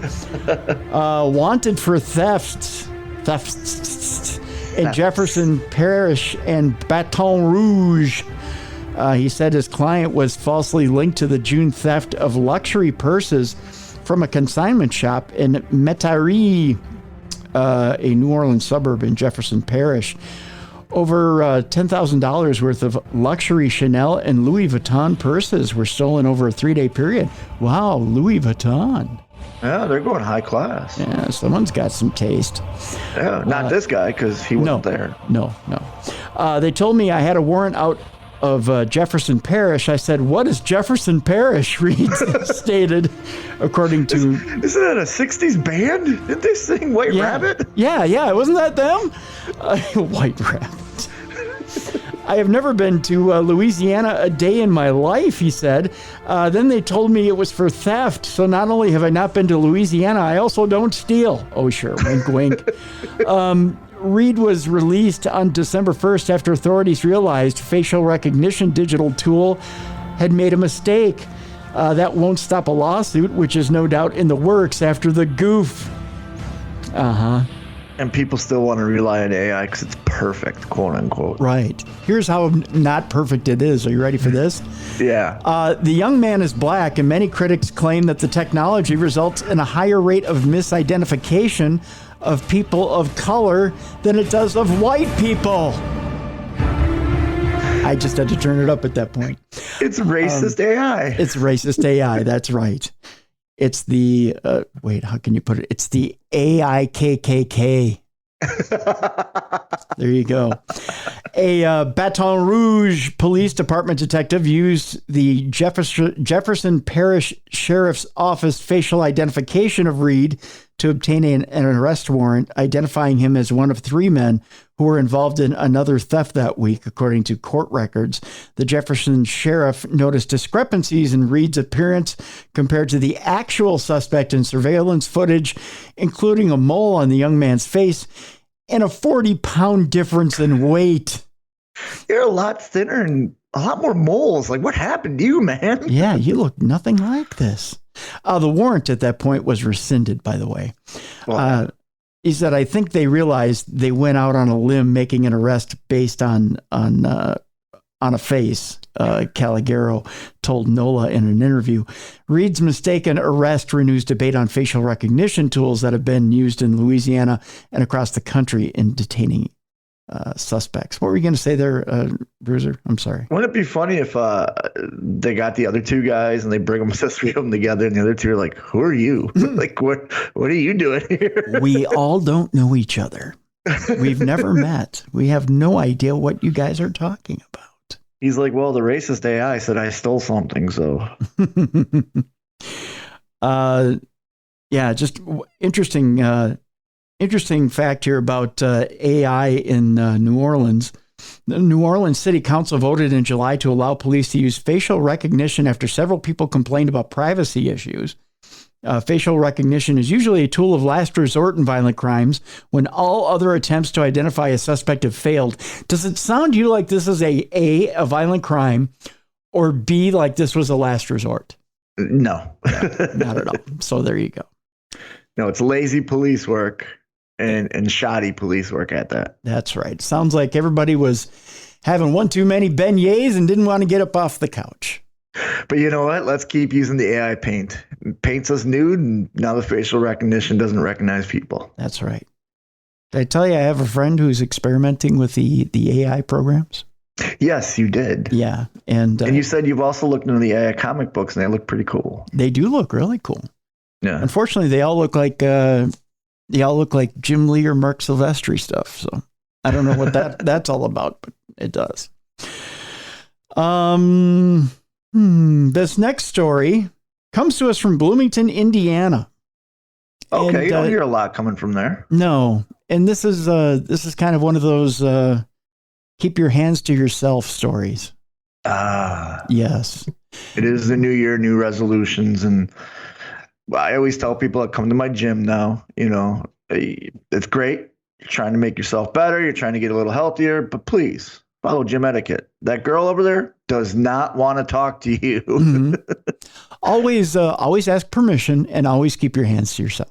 Exactly. And they're not there to pick up men. They're there to work out. This one's unusual because it was a man asking a man if he could touch his hair. I don't know. People are weird. You know that? People are really weird. Yeah. Police say a man was stabbed for touching someone's hair without permission. He stabbed him? Yeah, just like that. Yeah. I mean, I'm losing my hair, but I'm not going to stab somebody if they want to touch my head.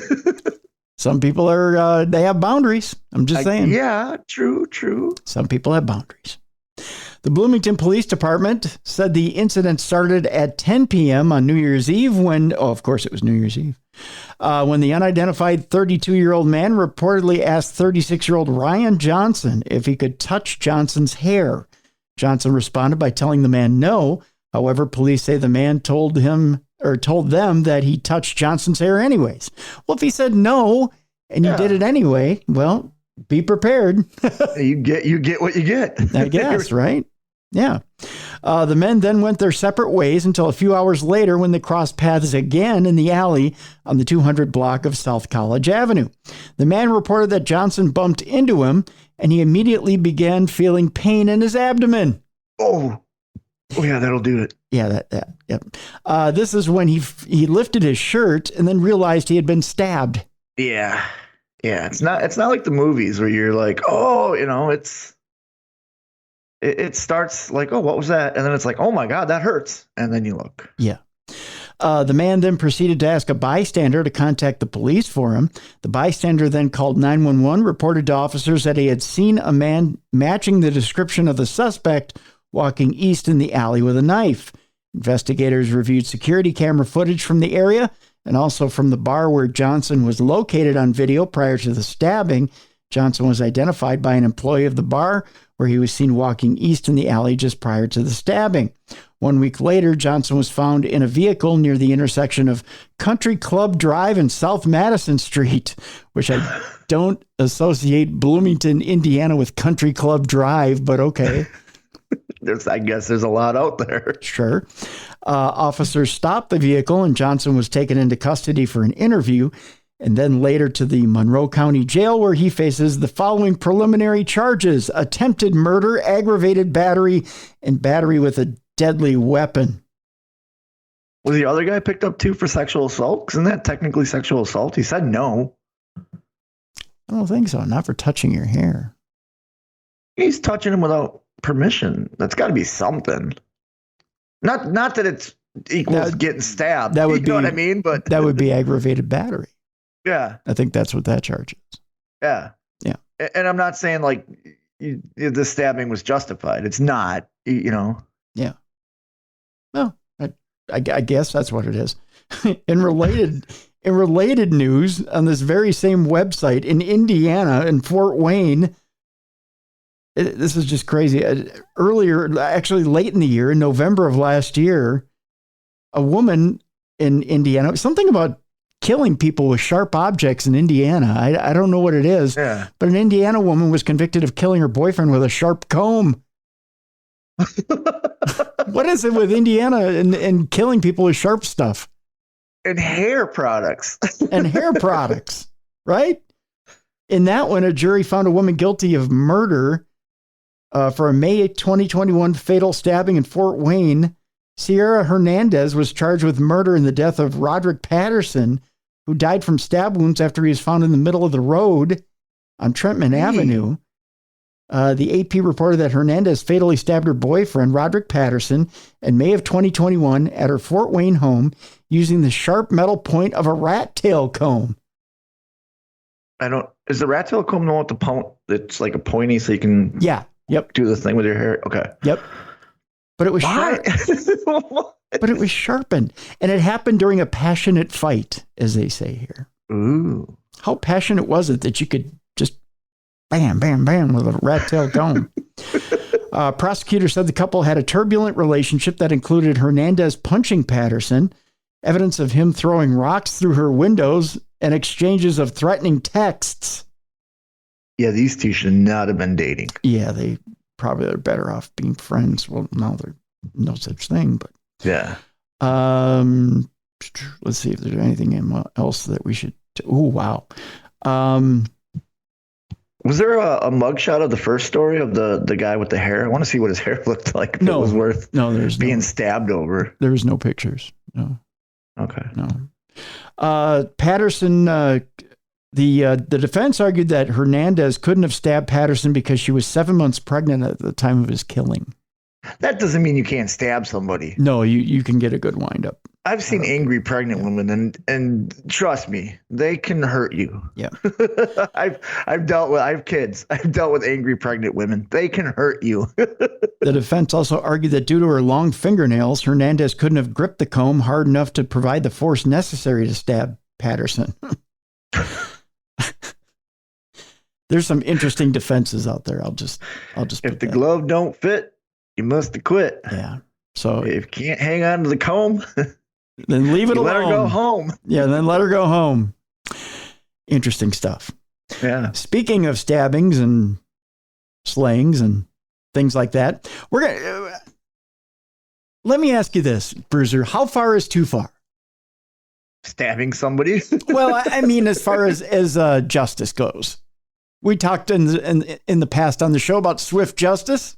Yeah. About getting yours while you still can, not waiting for the cops. If you see a crime, do you stop it? Vigilantism? Oh, I'd try and stop it, yeah, but I'm not going to murder anybody. Okay. Interesting story here from Australia. A cafe owner kidnapped one of her ex-workers with his hand in the till and called the man's mom. Okay? So the guy's robbing him and he called his mom. Okay, I got you. I'm on board. All right, here we go. An interesting story here. A cafe owner has admitted to kidnapping a former employee and holding him for ransom after finding him with his hand in the till.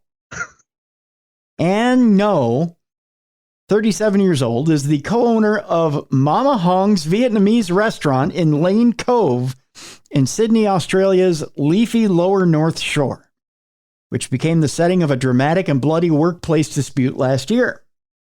In March of 2022, she and her two business partners noticed money had been going missing from the business. To get to the bottom of the mystery, they decided to install motion-sensitive CCTV cameras to alert them if someone entered the premises out of hours. All right? Okay, that makes sense. Okay. At 9:15 p.m. on March 22nd, the owners were alerted to an intruder at the cafe. Those two partners who happened to be nearby walked into the business to find a former kitchen hand with his hand in the till, trying to retrieve the money inside. The ex-employee had copied the cafe's keys and snuck into the business every few days to steal from the till. The owners estimated he stole a total of $2,500 from the business over a 2-week period. Now that's getting a little greedy. Yeah, it is. Yeah. Can't imagine they made a ton of money. No, but still, that's you went one too many times. Right. Yeah. According to the agreed facts, No's partners grabbed the former kitchen hand and assaulted him and cut his hair. That'll learn them. Yeah, that's it's probably probably give you a $2,500 haircut. Yeah, that might be a step or two above and beyond. After hitting him several times, the court documents reveal the partners retrieved a car and shoved the victim into the back seat. This is bizarre. Yeah, now we're getting out there. Yeah, this is where it turns from, okay, we cut your hair, haha, don't do it again, to we're committing a felony because you committed a felony. Right. Then they collected No from a suburb in Sydney's inner west before driving to the victim's mother's house in Chatswood. So they went and picked up the female owner, and now we're going to get real justice. We're taking him to mom's house. Yeah. Okay. We cut his hair. We put him in the back of the car. We got our third partner. Now we're going to go let mom know. Yeah, very strange. So according to the court documents, the 37-year-old later told police the business owners hoped to resolve it, without having to go to the police. So they've beat the crap out of this guy. They've cut his hair. They got him in the back of the car. Now we're going to go talk to mom. But we don't have to get the police involved. Yeah, police don't need to be involved. We got this. Mom's going to set things right. But there's a catch. Mom's not home. Oh. Victim's mother was not at home, so No called her to tell her that her son had been stealing money from the cafe and comes every night to pilfer from her business. He has taken a lot of money. If he don't give it back, I will take him to the police now, No informed the victim's mom. His mom agreed to repay the stolen $2,500 and asked for video footage of her son stealing from the business. Okay, which they have because they have the CCTV cameras. Right. No sent her business's bank details, a still image from the CCTV footage inside the cafe of the victim with his hand in the till, and a photo of him bleeding from the nose in the car. That's a little aggressive. She didn't ask for that. Right. Well, I don't know. Do you think they said, hey, we have your son, pay us back? You got to paint the picture, Bruiser. You got to paint the picture, right? Once she was satisfied, the money was paid in full. The cafe owners drove the victim to a park in, I believe it's Drummoyne, and cut the cable ties securing his hands. It's like a prisoner exchange. Once we got the money, then you get your son. Yep. That's just weird. No will be sentenced later this year after pleading guilty to taking and detaining a former employee who stole thousands of dollars from her business.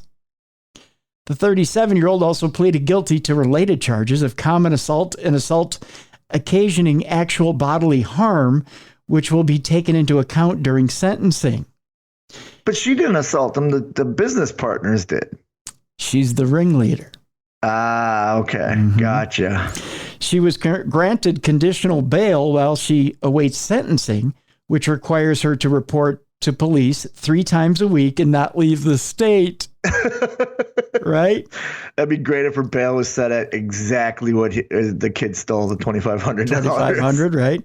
No's bail was varied on Monday to allow her to live in North Strathfield, although the probation on discussing her criminal case with her business partners remains.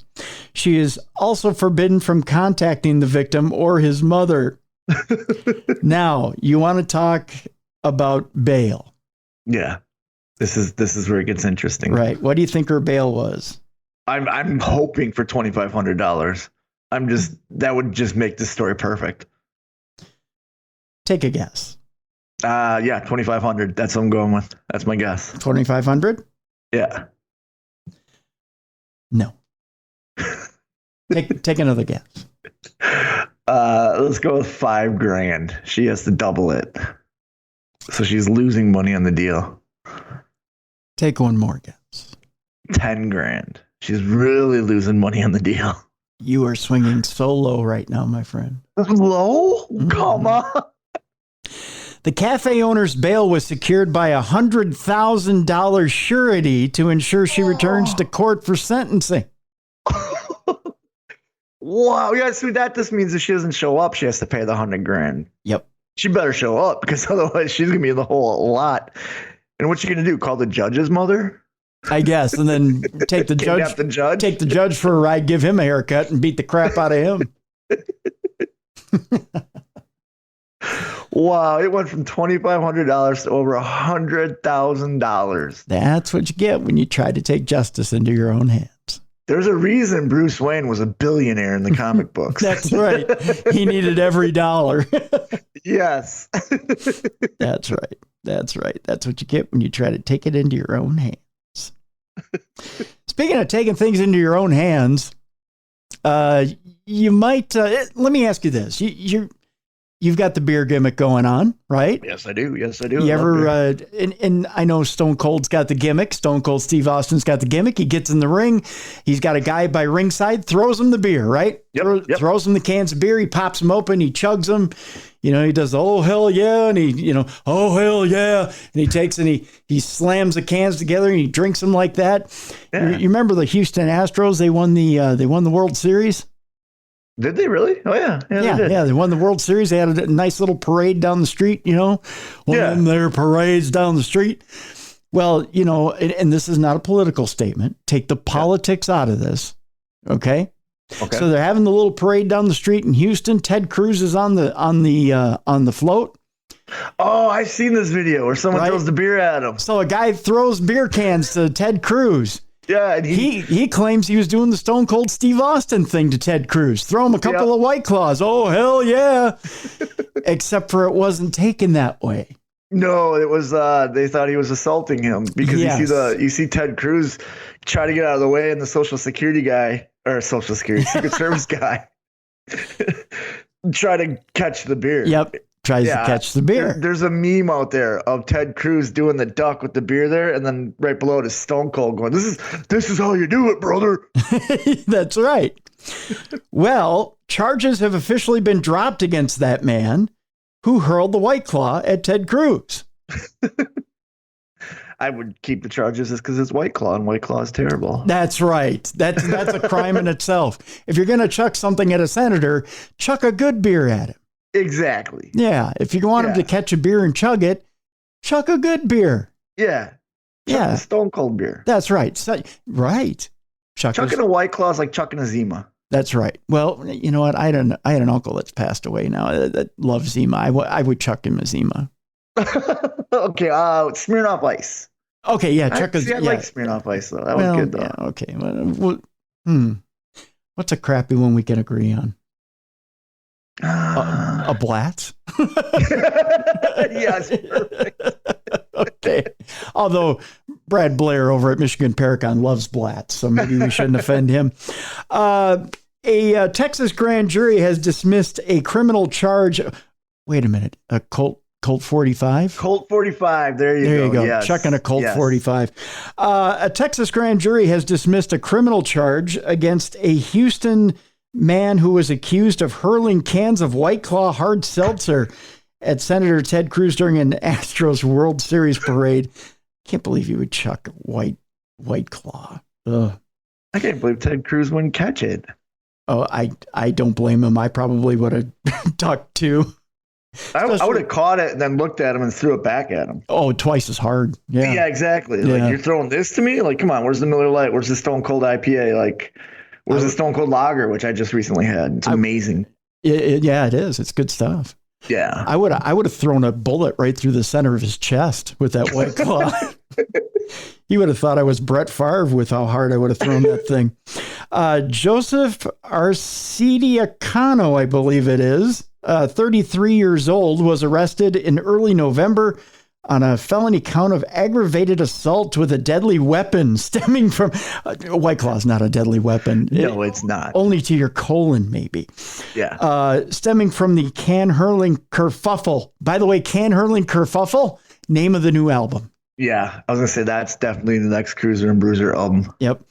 On Friday, the 182nd District Court dropped the charge against Arcidiacano after the grand jury decided to indict him, citing insufficient evidence, reported the Houston Chronicle. As of early Monday, the Republican senator from Texas has not publicly commented on the outcome of the case.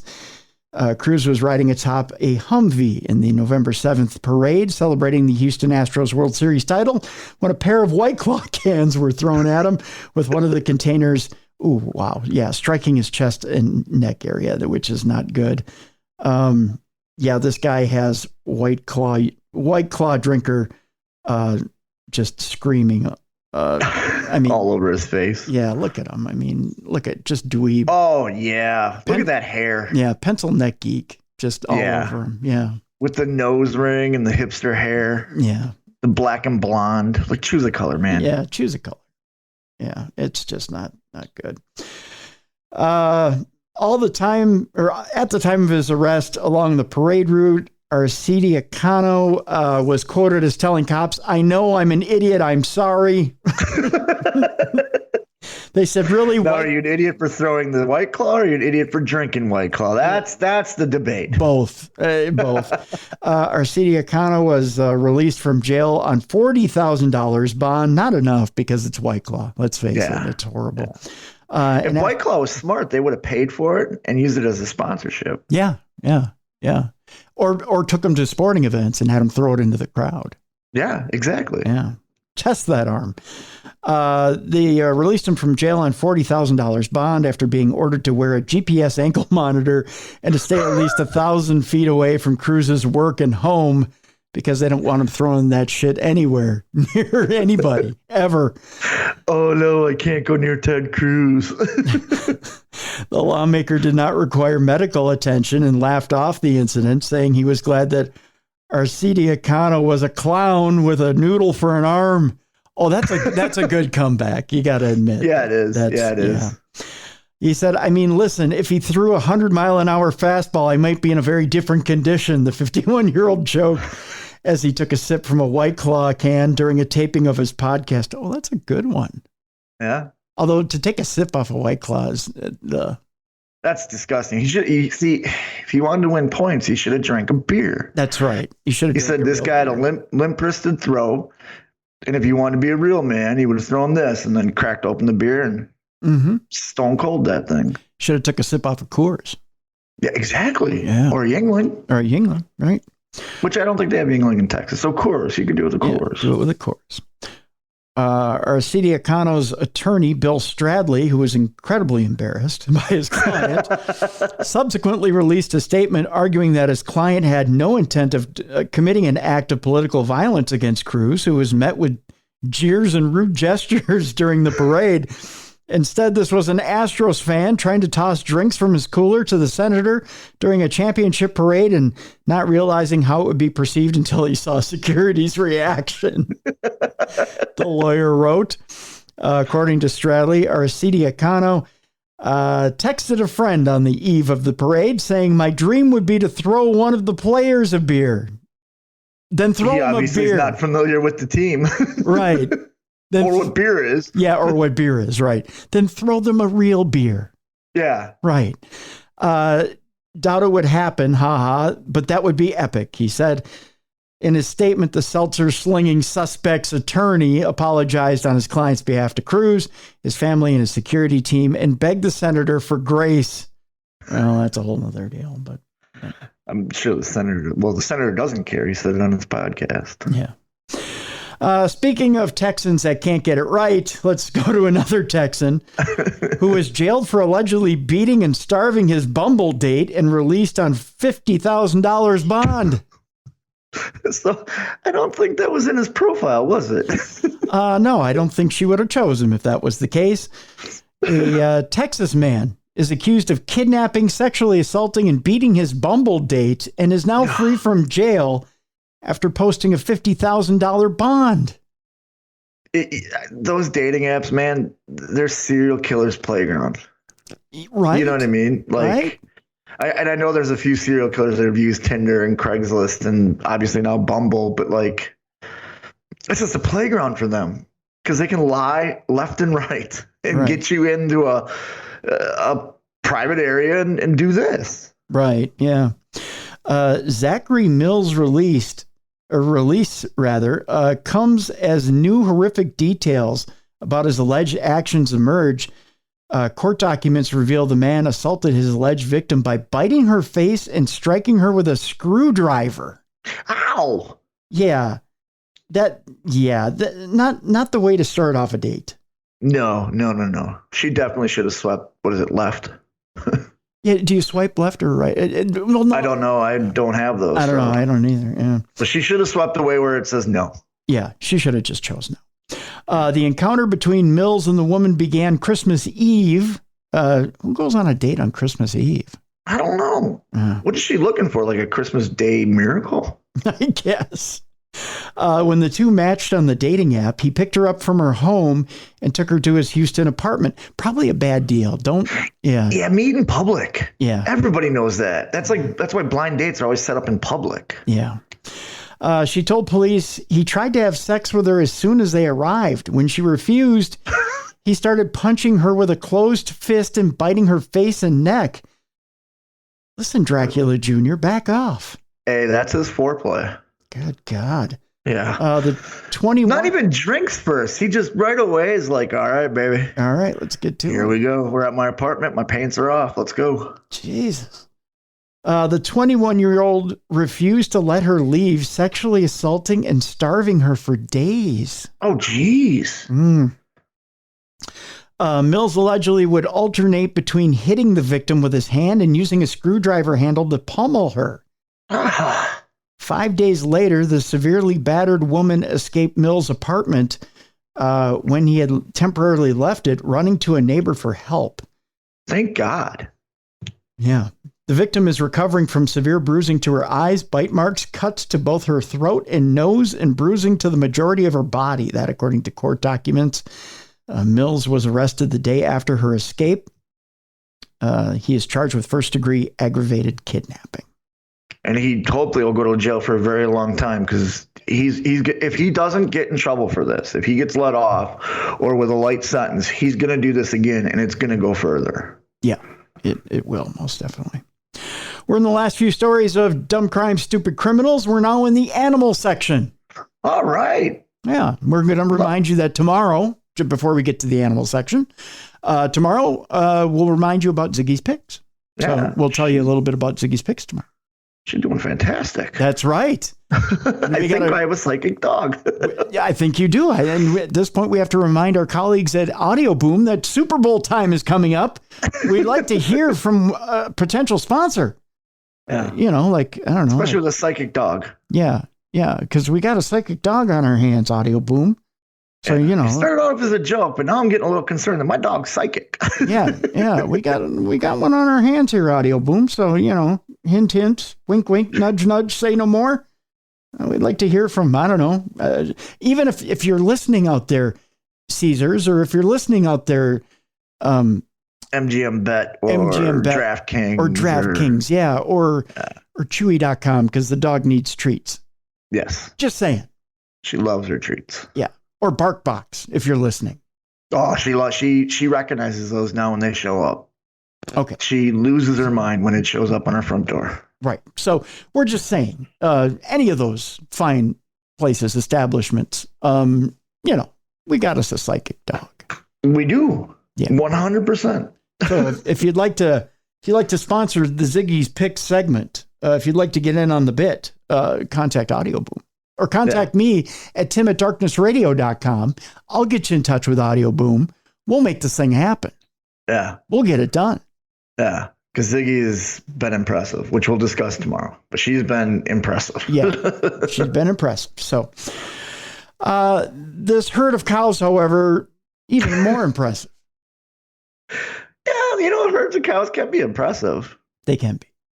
My parents live out in Arizona, and there's a big cow factory out there, farm, and it's funny because they have the fences built everywhere, but you can see the cows that get smart and they know how to get through the fence. Mm-hmm. But they also know that once they're outside the fence, there's no food, so they'll sit by the fence to wait to be let back in. So we'll be driving and you'll see 4 or 5 cows standing outside the fence, and I asked my dad, so what are they doing? He's like, they're idiots, and they left and forgot they can't get their own food, so now they're waiting to go back in to get food. Yeah, it'll happen. I do that sometimes as well. I'll lock myself out of the house and I can't get my food. Here's why I didn't turn Yoda to come get you. And come get me in the house so I can get some food. Feed me, please. Feed me. I'm starving and it's cold out here. And all I'm wearing is a sweatshirt and shorts because that's Minnesota. It's Minnesota indoor gear in the middle of winter. A sweatshirt and shorts. Yeah. I don't know. Not outdoor gear. No, that's indoor gear in the wintertime. Yeah. You got to be comfortable yet still long for spring and summer. I wore shorts all weekend. Yeah, rub it in. Yeah. Go ahead. Tell me what the temperature was this weekend. I think the lowest we got was 55. Jeez. Right now it is 52 right now. Oh, it's 30 here. I mean, it's not bad.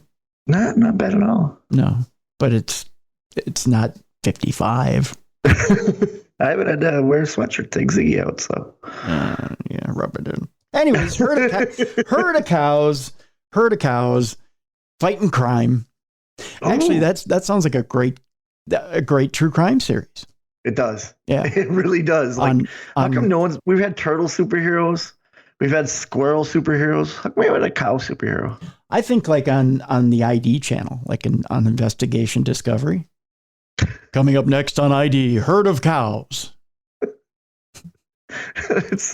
They each have a fedora and a monocle. Or on Animal Planet.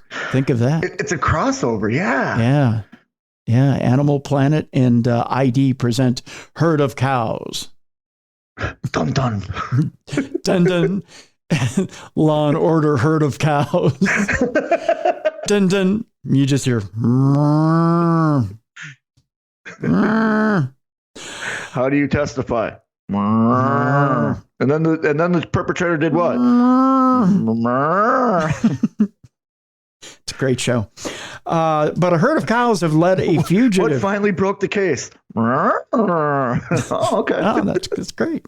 A herd of cows have led a fugitive through a field to police in England. What's black and white and pulled a suspect over, Bruiser? That's what we want to know. We go to England, where a fugitive on the loose sounds like an utter disaster. Oh, we got puns. Yeah, we do. But a few police officers in England got a helping hoof from a herd of cows. So there was no need for a stakeout. Oh. See what I did there? A police copter or helicopter in Devon, England, captured the moment a group of cows followed a suspect through a field. It's true, it happened. The night vision cameras followed the man as he was herded into the arms of waiting officers. It's not clear what crime the suspect allegedly committed. Afterwards, the officers were told to thank the cows. We can't make that one up. No, we can't. But it happened. He's just walking through the field like, go away, cow, go away. Go away. You get away, cow. Get away. Get away, cow. Go away, you bloody cow. Bullocks. This next story perplexed me. And I have to report on it. One, it's very sad. Oh. Anytime a canine officer goes down in the line of duty, I said duty, by the way, I'm trying not to giggle. But anytime a canine officer goes down in the line of duty, I'm very sad because it is an officer of the law and we need to respect that. Yeah. Now, there are different types of canine officers. You have canine officers that go out and serve, there's drug sniffing dogs. Mm-hmm. There's canine officers that just ride along with officers and, they get out there and they bite criminals in the balls. I have no idea what they do other than bite criminals in the balls. And right? That's pretty much what they do. That's what they do. Then there's this canine that we're about to report on. The most unusual canine officer I've ever heard of. Okay. Now, kids, if you're listening at home, earmuffs. Is this a not safe for work part of the program? This is the not safe for work part of the program. With boobies and beer and boobies, huh? Yes. Yes. Yeah. So if you're at work, turn your listening device down, get your boss out of the room. If you're with other employees that you joke around with in a dirty type sense, turn it up. Because we're about to get weird on this one. Oh, is this a hooker finding canine? No, even better. Even better? This is a canine you can bring to work, but only if your IT department doesn't check your browser. Utah had a porn-sniffing dog. The Utah Police Department, this police department in Utah, had a porn-sniffing dog named URL. How creative. And unfortunately, it passed away at the age of 7. I'm guessing from blood loss to the brain. See, what does porn smell like? Shame? That was my first question. What does a porn-sniffing dog smell? Shame. Shame? Semen? I mean, disappointment? Disappointment? Regret? What is baby oil? Right? Lotion? Jergens in particular? The scent of Kleenex? What does a porn-sniffing dog smell? Like, is it sniffing it out of the computer? Like, you can go up to your hard drive and go... I don't know. Do megabytes smell different when it's coming from Pornhub? I don't know. What does a porn sniffing dog smell? Old Playboys? What? Yeah, it's not like when we were kids where you'd go in the woods and you'd find like a stack of Playboys in the woods, which for some reason in the 80s and 90s, every woods in America had a stack of Playboys. Yes. Yeah, like buried treasure. Like there were old pirates out there hiding old Playboys out in the woods. And God bless you, Buccaneers, wherever you are, for putting those old Playboys out there. And it spread like wildfire among all of us. Like, oh, hey, go to Pembroke Park, third tree on the left. Yep. And those young cats out there found the treasure maps, and they went out there and they found all the old. And it was Playboys. Passed down from generation to generation. That's right. So like I can get that, but this is 2023. Like, Yeah. what is he smelling? Your computer? I don't know. Well, let's find out. Yes. Utah's celebrated porn-sniffing police dog named URL just died. Just shy. It's a great name. It's a great name. It's a great name. Has died just shy of his 8th birthday, less than a year after his retirement from the force. Wait, he didn't retire at 6? He retired at 6. Evidently, you can only smell so much jizz before your sniffer's knocked out like that. I don't know. He'd get home and he'd throw his paws up. It was a rough day. Rough day at the office. Yeah, when you get a snout full of the old jism, I mean, you're done for the day. The Weber County Sheriff's Office shared the sad news on Facebook this past Thursday, revealing that URL's untimely passed. Let me start again. I'm so shocked by this whole deal. Revealing that URL untimely passed away, that's bad English, by the way, on December 30th, while in the care of his original handler. You never want to say handler. Detective, especially when it's a porn detective. I know, right? Yeah, yeah. Careful with the handling, by the way. You want to use a softer touch, not a harder stroke. Yeah, using sex crimes, you don't want to handle. That's right. Dun dun. Detective Cameron Hartman of the Webster County Attorney's Office. The very good boy's cause of death was not immediately released. Get it? Immediately released. This story is full of double entendres. URL was only the 4th dog in the U.S. to be certified and trained as an electronic storage detection canine. Still not know this. How? I'm about to get to that, loser. Over the course of his law enforcement career, the 4-legged officer took part in the execution of more than 2,000 arrest warrants, sniffing out countless pieces of digital evidence leading to the arrest of suspects often implicated in child sexual abuse and pornography cases. Which is good. That's a good deed. That's great. Yes, he's a very good boy. Okay, keep going. I'm just so baffled by this. Yes. The sheriff's office highlighted some of URL's most remarkable finds, including a USB drive disguised as a key on a keyring full of keys, a micro SD card hidden inside a closed baby jar, and a cluttered pencil box that was inside a larger cedar chest, an SD card resting on a high shelf, a cell phone jammed into a book, and even cell phone parts that were stashed in a wall behind a jailhouse toilet. Okay. So he's trained to sniff out electronics. Yeah, so it's not porn essentially. It's just the hard drives and stuff. Yes, the thumb drives that he's smelling. Yep, he's trained to sniff out electronics. There we go. Okay. URL was not bred to be a police dog and had a rough start in life, having been born a pound puppy and bouncing between animal shelters and foster homes during the first few months of his life. That according to the sheriff's office. Initially, URL was deemed to be untrainable because of behavior issues, but the Central Indiana Labrador Rescue and Adoption recognized the pup's unique talents and drive and set out to find the right setting for him, which ultimately led the pup to the then fledgling nationwide electronic storage detection canine training program. Unlike other types of canine dogs, which are rewarded with playtime or a toy for their work, electronic storage sniffing dogs like URL are rewarded with food, an unusual approach that takes advantage of the dog's natural drive and sense of hunger to help motivate him to locate the sought items.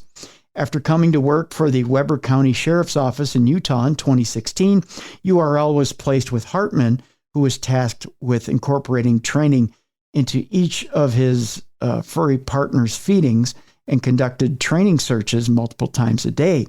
URL's exploits and his vivid nickname, the porn sniffing dog, which again brings up images that are quite weird, attracted much media attention over the years, including appearances on CNN and the longest running reality TV show, cops in 2017. During his time on the force, URL and his handler worked with nearly every local law enforcement department, as well as state and federal agencies, including the Utah Attorney General's Office Internet Crimes Against Children Task Force, the FBI's Federal Child Exploitation Task Force, and the U.S. Department of Homeland Security. All great causes. Yeah. Yeah. URL retired from the force in January of 2022 and spent the final months of his life with Hartman, who penned a moving tribute to his companion last week. He said, "What a privilege it was to serve alongside you, URL. My heart is broken and still filled with so many memories and emotions." The detective wrote, "I'm so lucky to have been able to get to know you and serve the citizens of Utah and its surrounding states with you. So many incredible experiences and opportunities that you brought me as I was just the guy at the boring end of the leash holding on for dear life," Hartman added. "You were always there for me as I benefited from your talent in helping to catch some of the wolves that live among us. I don't take any of the time you gave me for granted. It's been an unbelievable honor to have been the largest part of your," is this unstable life? Unstable life. "I will miss you terribly until I get to see you again." Now, we had Steve on, who did we were talking about canines recently, about not bloodhounds, but it's escaping me right now. We were talking about trail sniffing, track sniffing, Yep. canines. He's written the second Big Dogs. Big Dogs is the name of the series. He's written the second book now, and that second book is coming out here, I believe, in March. Okay. So we're going to have him on. I forget Steve's last name now, but it'll come to me, I'm sure, after we're done with this program. But we're going to have him on here in the next month or two. We're going to talk about the second part of that series. Hopefully it includes the story of URL, the bad puppy from the wrong side of the tracks that became an American hero. That's not what it's about. URL actually is doing good work with yeah, he started out as a bad puppy from the wrong side of the tracks that was written off and became an American hero. How can you say he's from the wrong side of the tracks? Remember, he just passed around. They said they wrote him off because he's untrainable. And he proved them all wrong. Well, and he became a decorated officer in law enforcement and like I said, a true American hero. How can you say he's from, look at these eyes. How can you say he's from the wrong side of the tracks? Look at him. Oh, he is so cute. Look at him. Oh, he's such a good boy. He is. Look at He's him. got to be the same breed as Ziggy. Well, I think he's a looks almost chocolate like- lab. That's Lab, okay, yeah. Yeah, he's a chocolate lab. Yeah, Ziggy's a boxer. But Yeah. the face. He's a good boy. Yeah. Yeah. Sad he passed away. My heart goes out to the Yeah, he's young. police officer. Yeah, 7 is very young. Had to be something. Well, yeah, I'm wondering if he didn't have some sort of blood cancer or something like that. Yeah. Normally when they pass away that young, there's some sort of... There's some sort of something is in there, yeah. Yeah. So now we send along our prayers, our condolences to Mr. Hartman, Officer Hartman, and the Utah Police Department that he came from, and we pray for URL, and we'll see URL on the other side.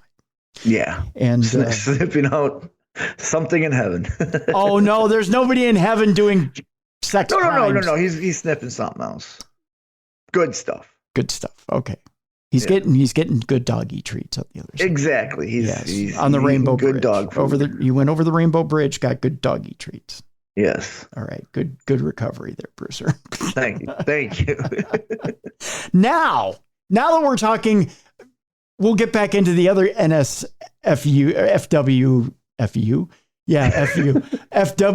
story. This is the last one for today for dumb crime, stupid criminals. I don't know what's stupider about this story.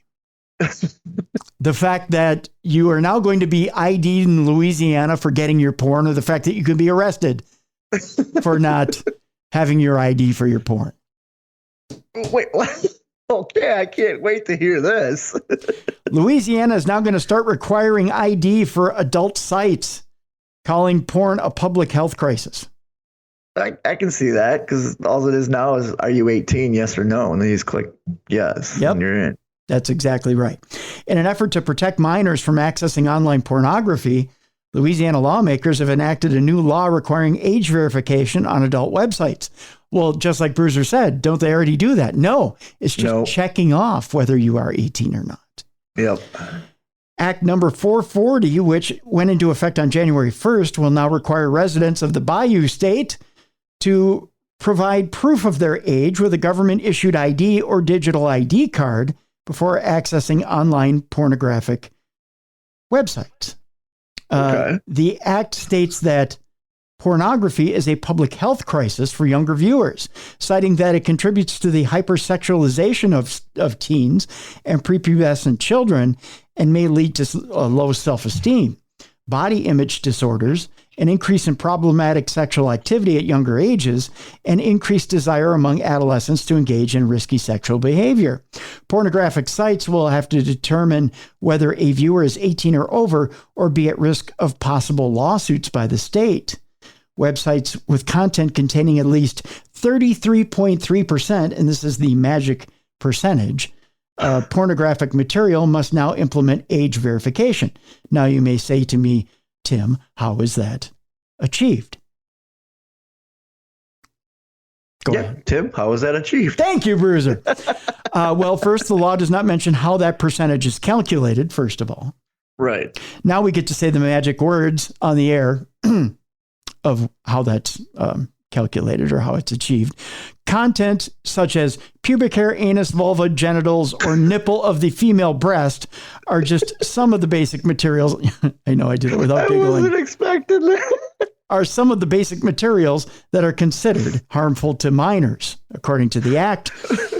Pornhub, one of the internet's largest online pornography sites, has already enacted an identity verification page before entering its site in Louisiana.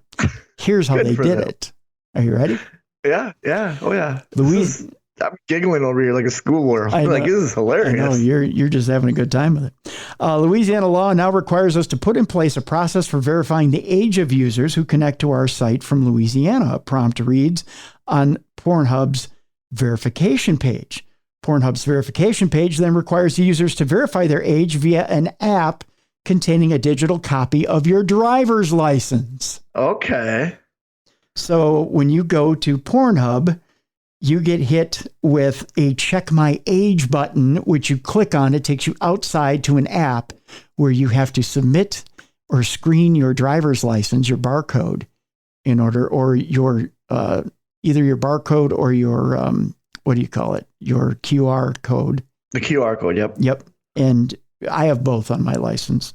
Because you either have a real ID or you don't. Some I have a real ID, so whatever's on a real ID.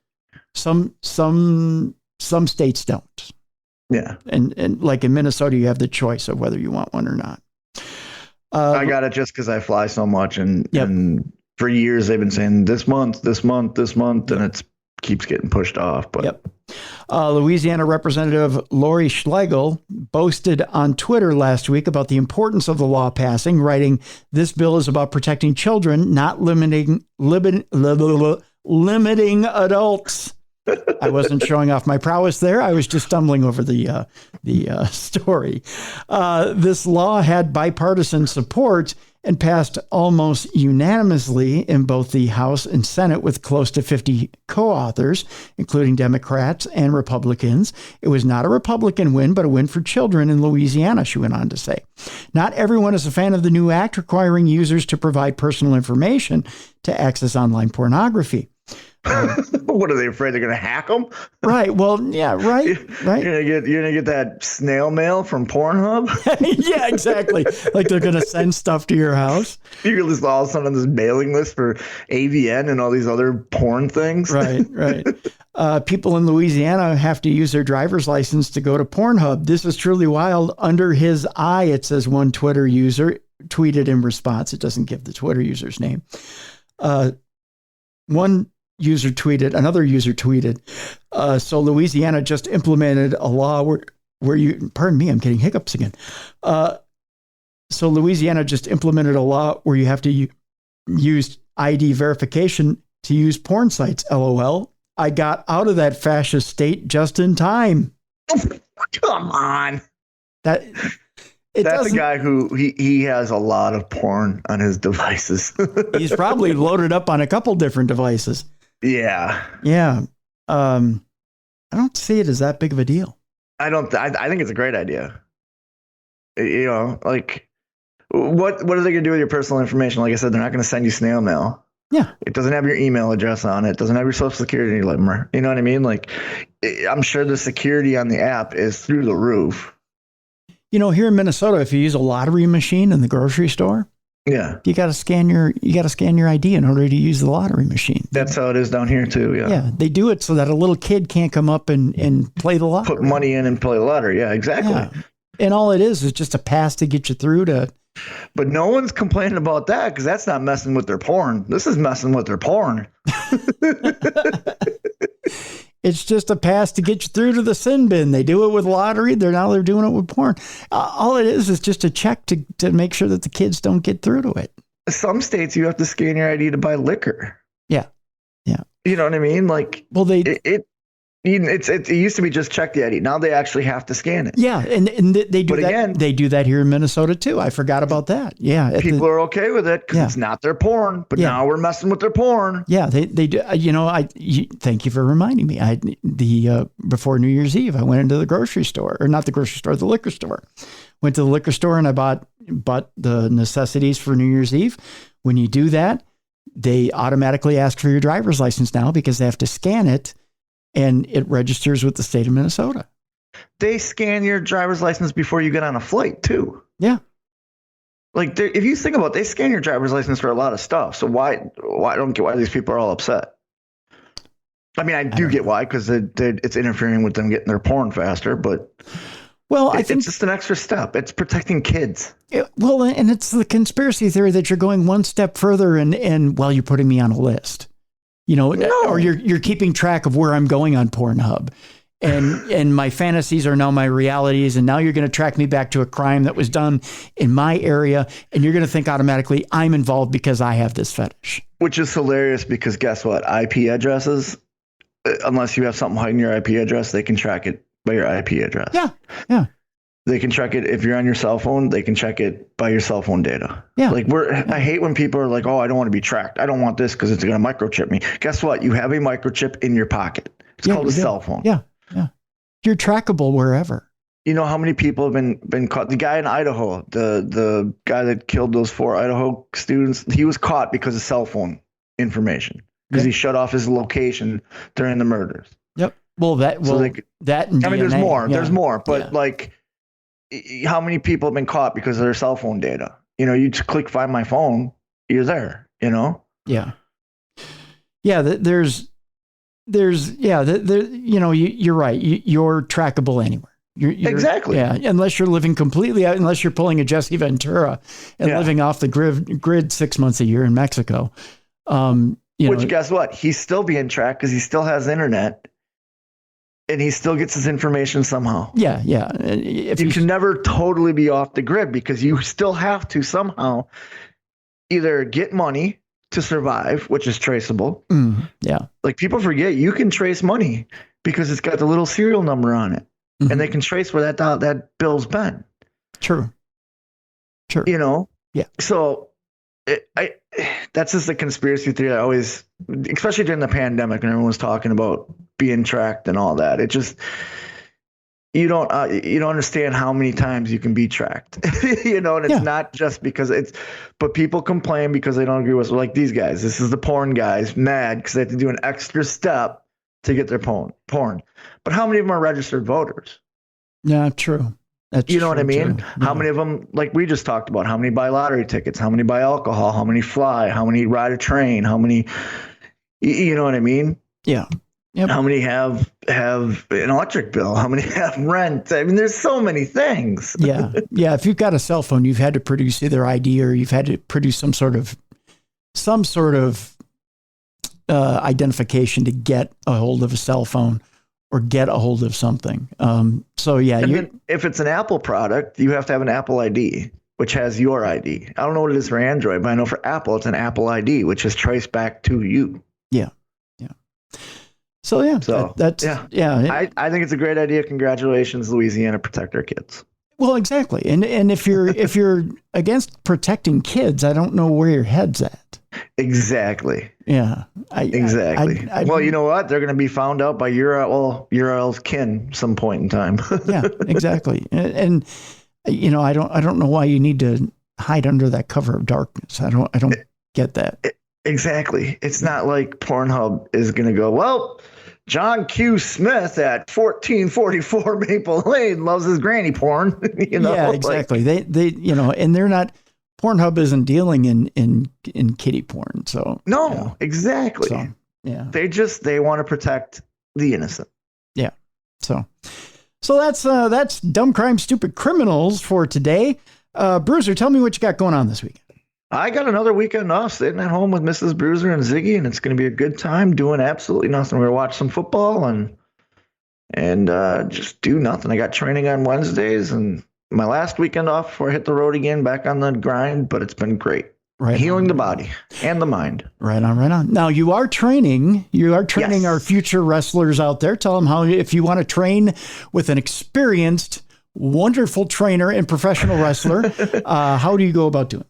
AMLwrestling.com. Just click on the training and it'll give you all the information. My class is Wednesday nights from 6 to 9 in Winston-Salem at the AML Pro Wrestling Training Center. And we just had a very successful open house this last weekend. A lot of new people coming to learn, and a lot of weirdo, a lot of people. It's like, I don't know if this is for you. But then there's a couple prospects where it's like, okay, this will be exciting. So right on. Molding the future. Saturday, I'll be on the air at KNSI, KNSIradio.com. If you want to hear me do something other than true crime or paranormal, you can hear me give you the weather and the sport. You know what we also have planned, because you have been talking about your Juju Bean or the barbecue place you go to. Yeah.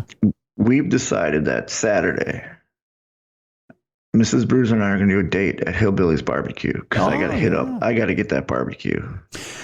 You've been making me crave it. Yeah. And I've been just missing it, and we've been eating here at home real good and stuff. And we both looked at each other and said, you know what? We got to do some Hillbillies. We got to get some of that brisket. We got to get some of that, and their sauce is good too. It's not Dr. Pepper sauce, but it's good. So tomorrow we'll talk. We'll do a little food talk tomorrow. I want to talk a little bit in people's ear about Jelly Bean and Julia's. We'll talk a little bit tomorrow about HelloFresh too. Yes, that's what we've been eating. Yeah, Tonight I can smell it right now. Oh, I'm excited. Yeah. There's a little HelloFresh on our table tonight too. So we'll talk about that as well tomorrow. So we've got a little food talk tomorrow. We got supernatural news tomorrow. So we got some interesting stories there. There's quite a bit of AI in tomorrow's newscast. I'll prepare myself tonight then. Yep. Get ready for some nightmare fuel tomorrow. Also, there's a little more than usual alien talk tomorrow too. So there's quite a bit in tomorrow's newscast. Thursday. I'll get this right. My days are all mixed up. Thursday. Very nice, very evil, very psychic Brian Danhausen. Oh, that I'm excited for. You speak very highly of him. I do. So I'm very excited for this. We'll sit down and talk to Dadhausen. So, Fatherhausen. We'll talk to Brian Danhausen about how he acquired his psychic gifts, how he's into the paranormal. He has his own paranormal group. He has his own paranormal podcast. And we'll talk a little bit, not much, because I'm not going to reveal a whole lot, but we'll talk a little bit about 2 years worth of readings that he's done for me at Michigan Paracon. And how... yes, folks, there's going to be a little bit of wrestling talk on Thursday. You're going to have to deal with it. One of the most famous wrestlers in the world. That's right. His son is on top of the wrestling game right now, so you're going to have to hear a little bit about it. Literally a self-made millionaire. He is. But how my interest in his son's work turned out into a little bit of a an interest in Brian's work. I wanted to see how he operated as a psychic, and I was interested in what getting a reading from him is like. But Brian operates different than any psychic on the planet. Yeah. He actually will sit down, put on a pair of headphones, and read you and in the things that are going on with you and the spirits around you, and then do a painting. Yeah. And then read the painting in front of you. It's amazing. He'll have to describe his gift to you, and we'll get into it on Thursday. So it's going to be an exciting show. I'm hoping when we start doing cons that we bump into him, because I would love, like, after you telling me about your readings, I want to get one. Yeah. I want to see this. This is so fascinating. So Thursday's gonna be a great show. Yeah, it's going to be a wonderful show on Thursday. So exciting week ahead here on Darkness Radio, and we want to thank you so much for tuning in week after week with us here on True Crime Tuesday and Darkness Radio. Again, if you enjoy the show, give us a 5-star rating on Apple Podcasts, on Spotify, wherever you listen to us. Give us a good rating, and we appreciate it. It's time for us to leave you here on True Crime Tuesday. And again, if you want to hear a certain guest on True Crime Tuesday, let us know. Tim@darknessradio.com. Reach out to us and say, hey, I haven't heard this author, or this person who's got a brand new movie out, brand new TV show out. Get a hold of me. Let me know. Tim@darknessradio.com. I'll go get them. Sure will. You've been hitting it out of the park lately, so. Trying. So let us know. But that'll do it for Beer City Bruiser. I'm Tim Dennis. Join us for Darkness Radio tomorrow. But thank you for tuning in to the best in true crime podcasting. This is True Crime Tuesday.